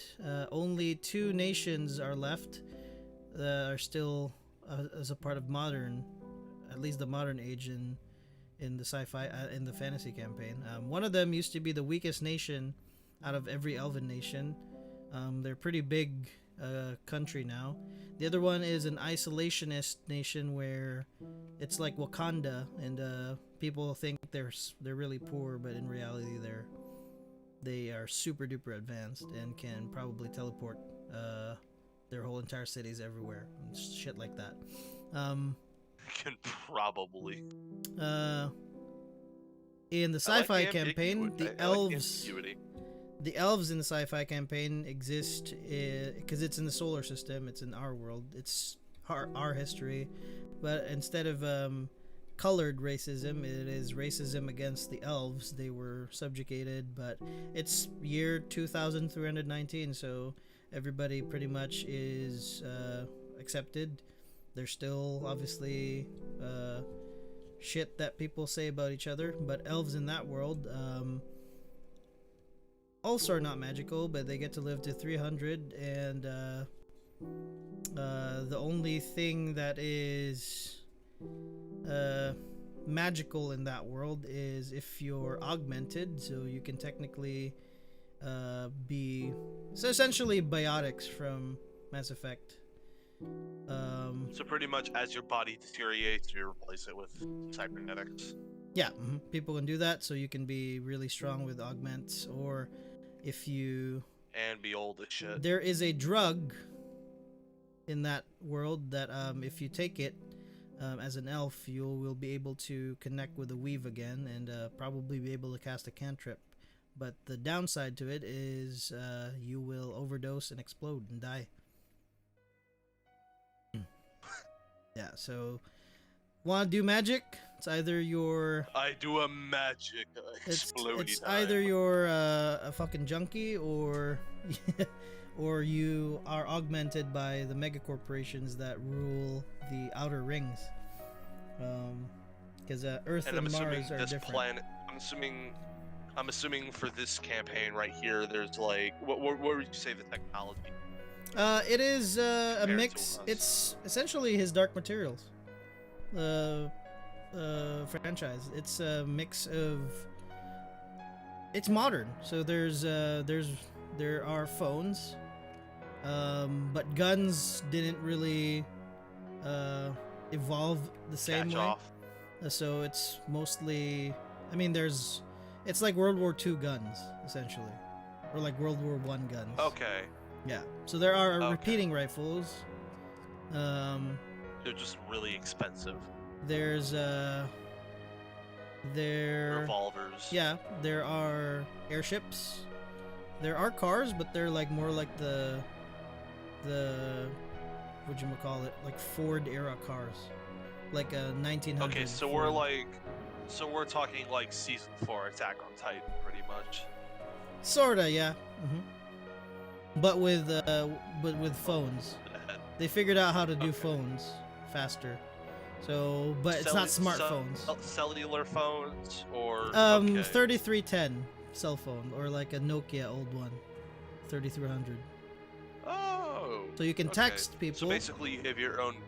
But no internet. You have your own personal brick. Good. Yeah. So it's like pagers. Yeah. So, but you don't have internet. No internet. Because the sci-fi campaign, obviously there's internet, and I have a lot of min-max players in that campaign, so you know how that goes. They make sure they utilize They're every. hyper specialized for one specific thing. Yep. So the internet is something you can highly abuse. And I wrote myself into a rut with that. So not into a rut, but into a hole where, oh shit, why did I put internet in this campaign? Yeah, there's probably this. I have a feeling there's this one guy that just like fucking. It's not bad. Like, It's, hey, it's found fun your- actually. So Found, 'cause I use that found against your them. IP address, just mailed you a pipe bomb. Like I use that against them, so it's that way you Alright. don't abuse it. So pretty much they just figured out how to find somebody's IP address and then mail them. I mean, they're still low level, so. But it's Ultra Modern 5, the system I'm using there, so Ultra Modern's pretty broken. Okay. Like, all the classes there are so fucking broken. But it works Alright. well for sci-fi campaigns. What classes are available? No classes. It's Oh, total. it's just kind of It's- generalist. It's literally what you want your character to be. That fits in the world. That's what Fate is. It's pretty modular. Oh. Yeah. Oh. As okay. long as it fits within. So this world is it's a broken planet, literally, because the planet is shattered. The only semblance of modern civilization is in the biggest chunk, where it is a the known territories are like a circular. It's essentially a megalopolis, where the middle part is the, the whole city of planet's a Medina. city. No, it's not the whole planet, because the planet is shat in. But in pretty much there's shadows. like one city and then the rest of like no man's land. There's one city, and then outside the actual, there's literally only one city. It's Medina, and outside that is literally just called known territories. There's enclaves or villages. There's clumps of people that live together, so they call it a town. But outside the known territories is you go out there. It's up to you if you want to go out there. It's either you get caught by patrols and get imprisoned, or you die. That's it, because it's Like from the patrols? yeah, because Or obviously they have to patrol is it just to. like wilderness, or is it like No, it's a shattered planet, so it's literally dangerous to be out there. So for your own good, they patrol the border. So you want to venture out of the known territories? Good luck. You'll probably find a gravity well and get crushed by the gravity pressure, or float into space with no hope of ever coming back. Stuff like that. Or you find or you walk interesting. somewhere and there's oxygen, and for like another 5 steps you suddenly realize, oh shit, there's no more oxygen here. Fuck.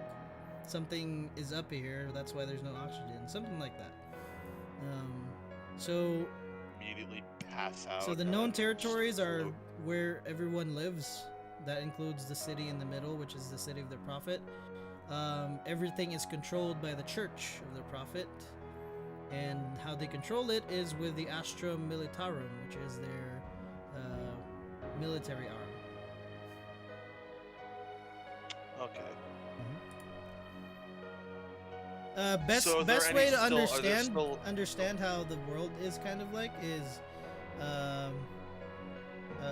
probably watch like what is his Dark Materials, because I borrow from that a lot, like heavily, and how the Church of the Prophet works. They're like the magisterium in his Dark Materials.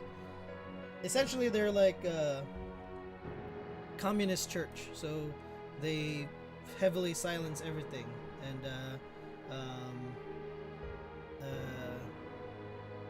what people Oh, so know is they basically control. They control The everything. CCCP Yeah. of space. Okay, so it's literally it's the CCCP. Yeah, or the NSA. CCP. Pretty much the same. They just both Alright. come from a different perspective in economics. So yeah, All right. So like, what thing? Or oh god, I don't know what like I should. There cast is or, like, magic, stuff that although I could- magic is very, very hard to come by.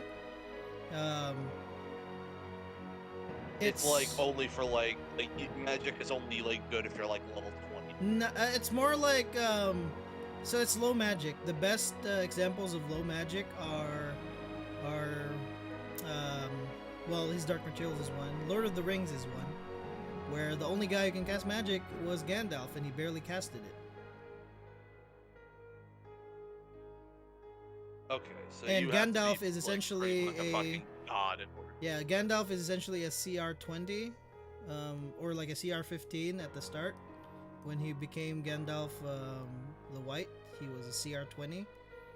And then in his true form, or if he goes back to Valinor, he's like probably CR 30, but in his true form,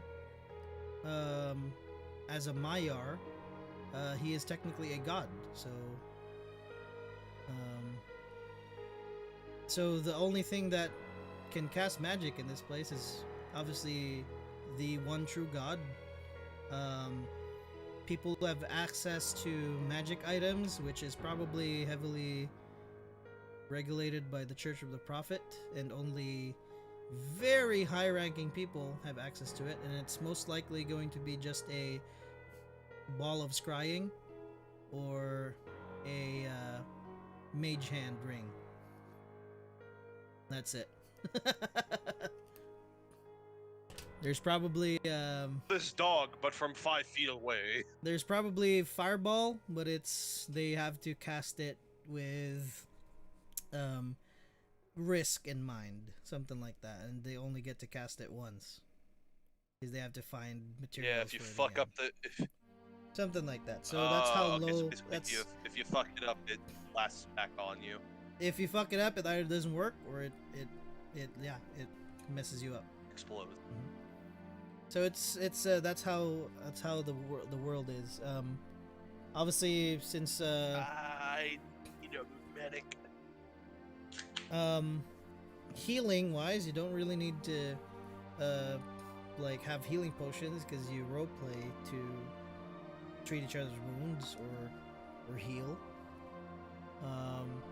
There are quote unquote healers, but they're more like medicine people, like quack doctors or like shaman from somewhere that is probably kept secret from the church, something like that.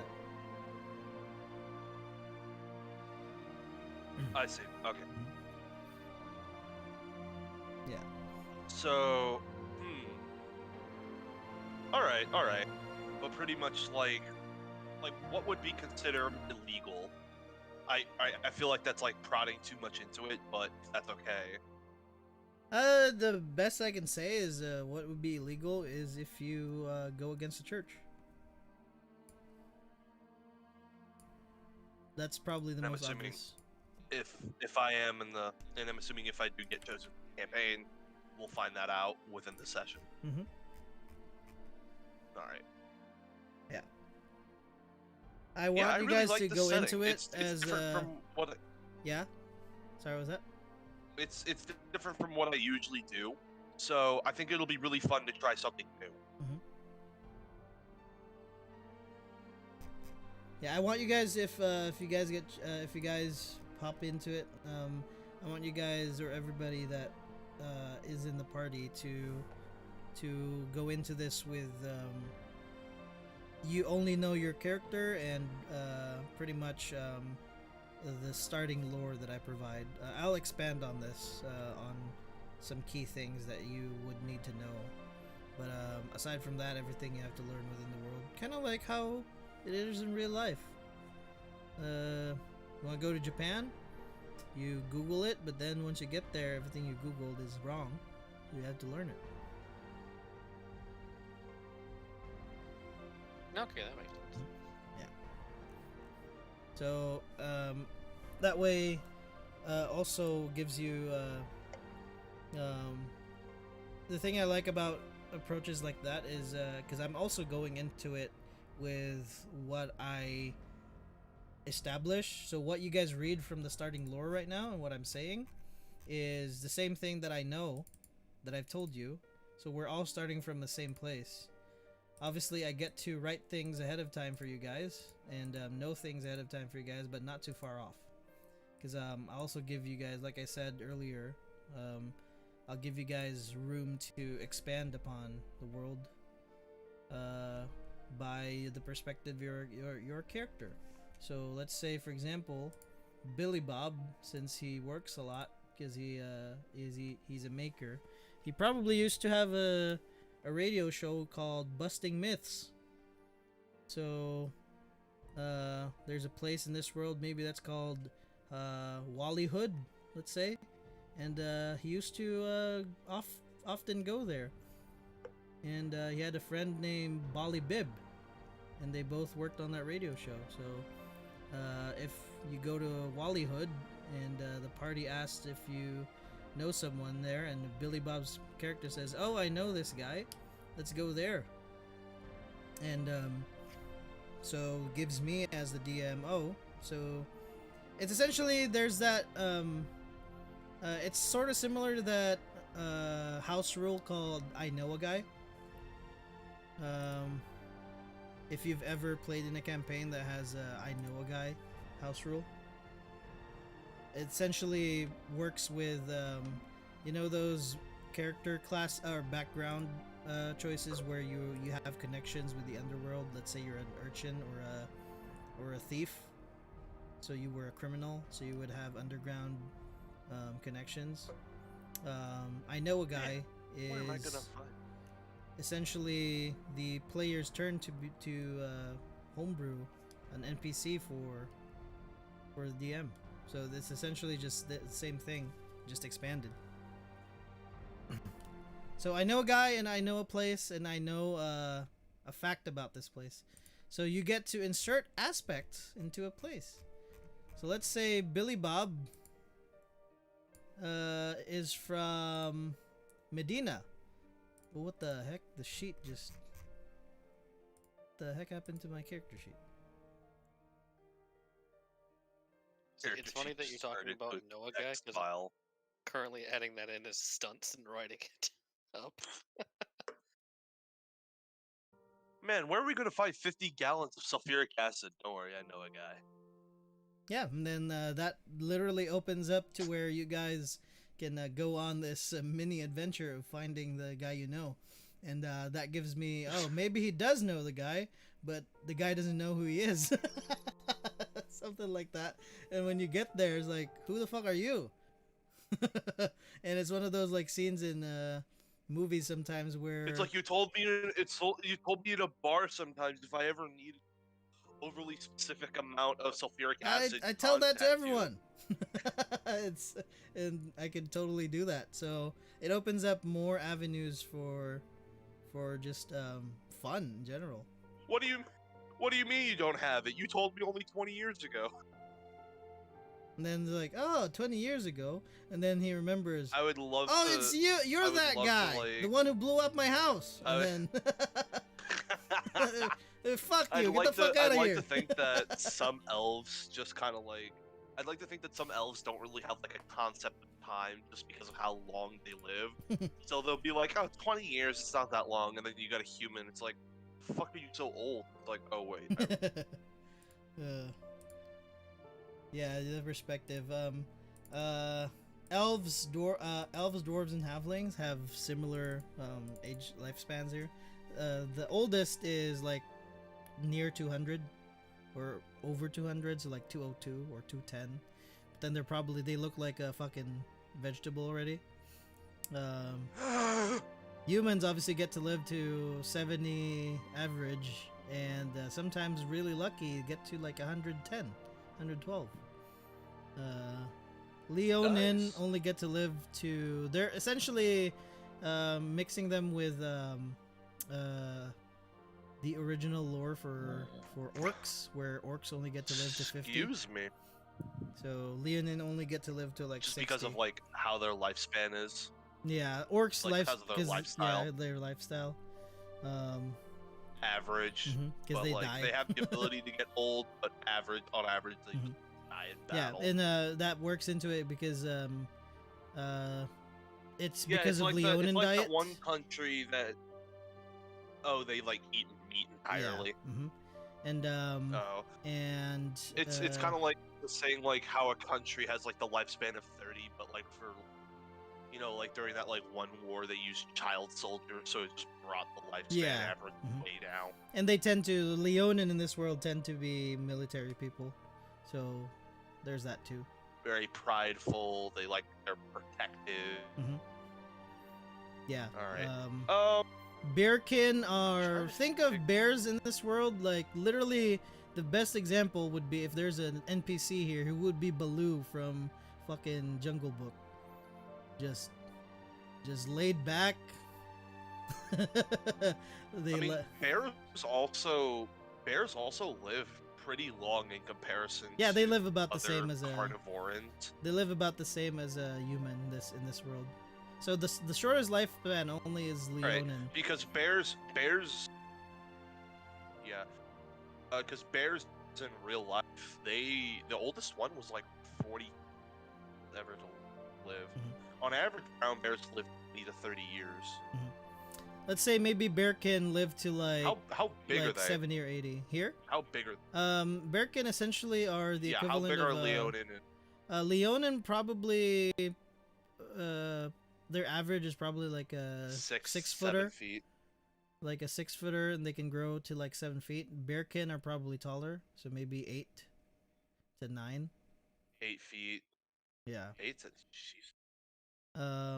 And humans are the ceiling is 5'10". like nah, I mean you get humans like Yao Ming. 7 foot. Yeah. So Yeah, their 7 tops foot. is at least There's 7'6" because there's a Bradley who was like tallest NBA player. So this is natural. I'm pretty sure the tallest. I'm pretty sure. Yeah, it is Yao Ming. He's 7'11". There was a guy who was no, like he's 7'6". There was a guy who was like 7'6", but I don't know if it's Sean Bradley. That's Yao Ming. Yao Ming is No, there was a guy that was taller than he's him 7 before. foot Oh, 6 okay, so too. both of them are the same. Sean Bradley was also 7'6". Okay.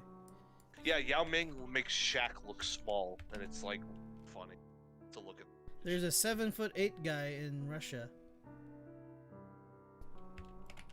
Oh, Robert Bobrovsky. Yeah, he's no longer active, I'm pretty sure. Above that is there aren't many gigantism, I think. Above that, yeah, and it actively is not very good for you. Yeah. Because tallest man ever to live was like 8'11", and he only lived to be like 6. Yeah, it hurts when you walk because you're so heavy and your bones can't take it. Your bones aren't wide enough. Yeah, you're just not built. If you're that tall, you have to be really fucking thick. You have to be Samoan, big boned, to be that tall. Yeah.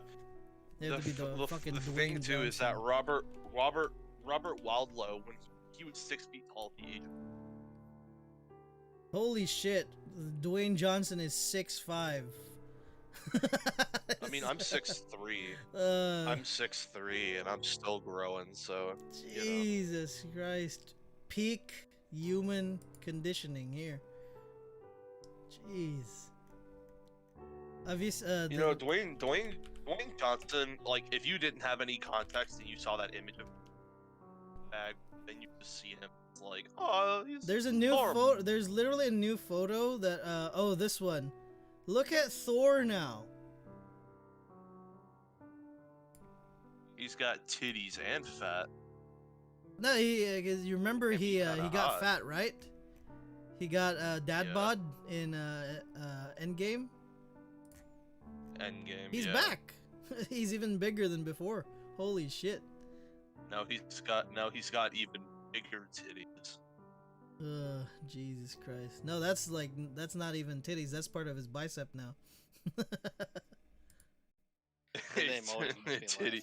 Like you get to a point where you're arm. so big, Chris your Hemsworth. chest pecs, your chest just like meld into your shoulders. That's his entire shoulder. He No, I mean, doesn't it's a have movie. tits anymore. Oh, Love and Thunder. Yeah, the newest one. He's like Yeah. he's like really fucking huge. That's gonna be coming out. Like Next year. I'm Dude, I'm so excited for Spider-Man No Way Home because it has Andrew Garfield and Tobey Maguire. They keep saying they're not in it though in interviews. No, because they have to. It's under contract. But now that we have the official movie poster, they're going to be in the. Oh, the movie posters Because we already saw. Yeah, the movie poster's out. Yeah, the movie poster's out. Search it up on Twitter. Maybe that's the fake one. There's a lot of fake It's shit. not. On It was Twitter. posted by Marvel. It was posted by Marvel. Let's see, Marvel Twitter.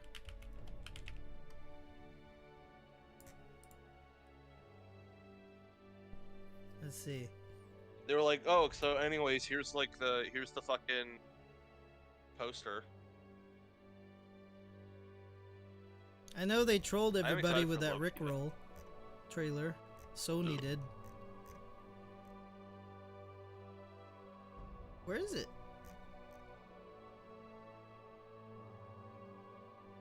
Feel like it would be top post. Probably it wasn't real. Because I know Sony released a trailer for No Way Home, and if you play it, it's fucking Rickroll. It's they literally Rickrolled the entire internet.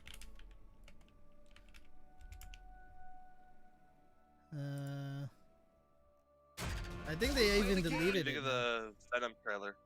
What do you think of the Venom trailer? It's okay. I guess still have I'm still have excited. to watch it. Oh, they removed it already. They had a Spider-Man like Rickroll. Oh yeah, they actually removed it. That was hilarious. Yeah, they This had a one? No Way Home trailer that came out a week ago, and people were Rickrolled so bad.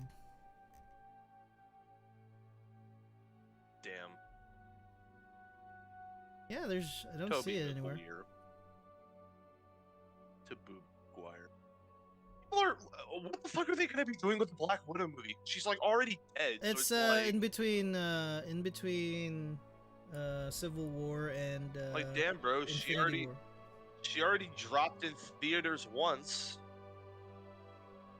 No, it's in between Civil War and Infinity War. That's where it's set. So that time when they were on the run from the world because they were Shield. criminals. She went back to Russia. Oh yeah, Shield was already like down, so they were just kind of like, oh yeah, we need to. Forgot we're war criminals. Yeah, they didn't post anything yet. I think all they've been posting is Loki.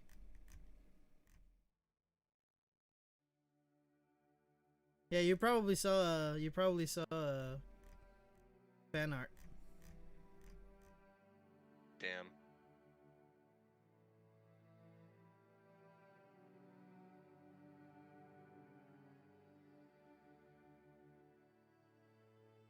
Sometimes forget that the Alien franchise is owned by Marvel now. Oh God. Really? Alien and Predator, I think, because they're both under the same. I thought they were under motherfucking. No, what's they it got called? bought. They used to be really? Image Comics. I think they got bought from Image. Because I think Image now, I'm pretty sure Image is under Marvel. I'm not sure. What do you think of Godzilla vs Kong?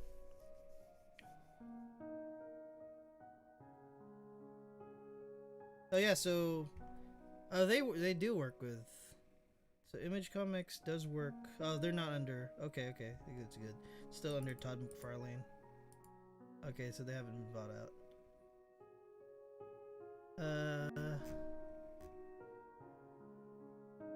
Image Universe. That's where Invincible is from. And Spawn, I think, is part of it still, or did they? Yeah, Spawn is still part of it. Spawn is DC. Spawn is. It's Image Comics originally.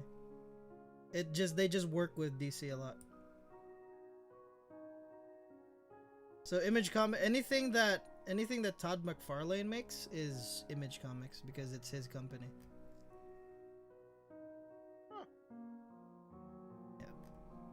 For a second, I thought you said Seth MacFarlane, and I'm like, what the fuck? Why is Peter canon in Marvel?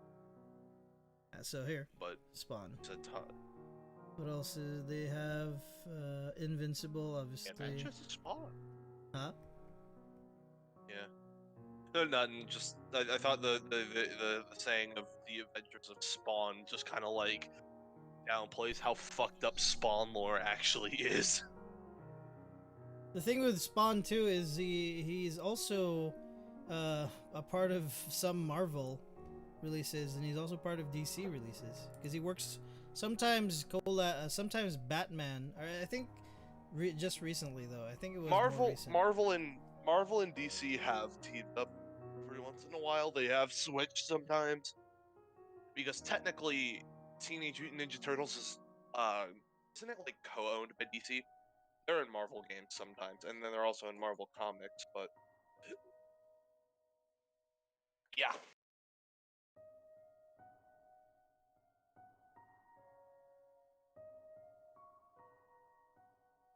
Oh, there's an actual Invincible Remember, I got yelled at movie. by somebody at school because Invincible. I like the show a lot, so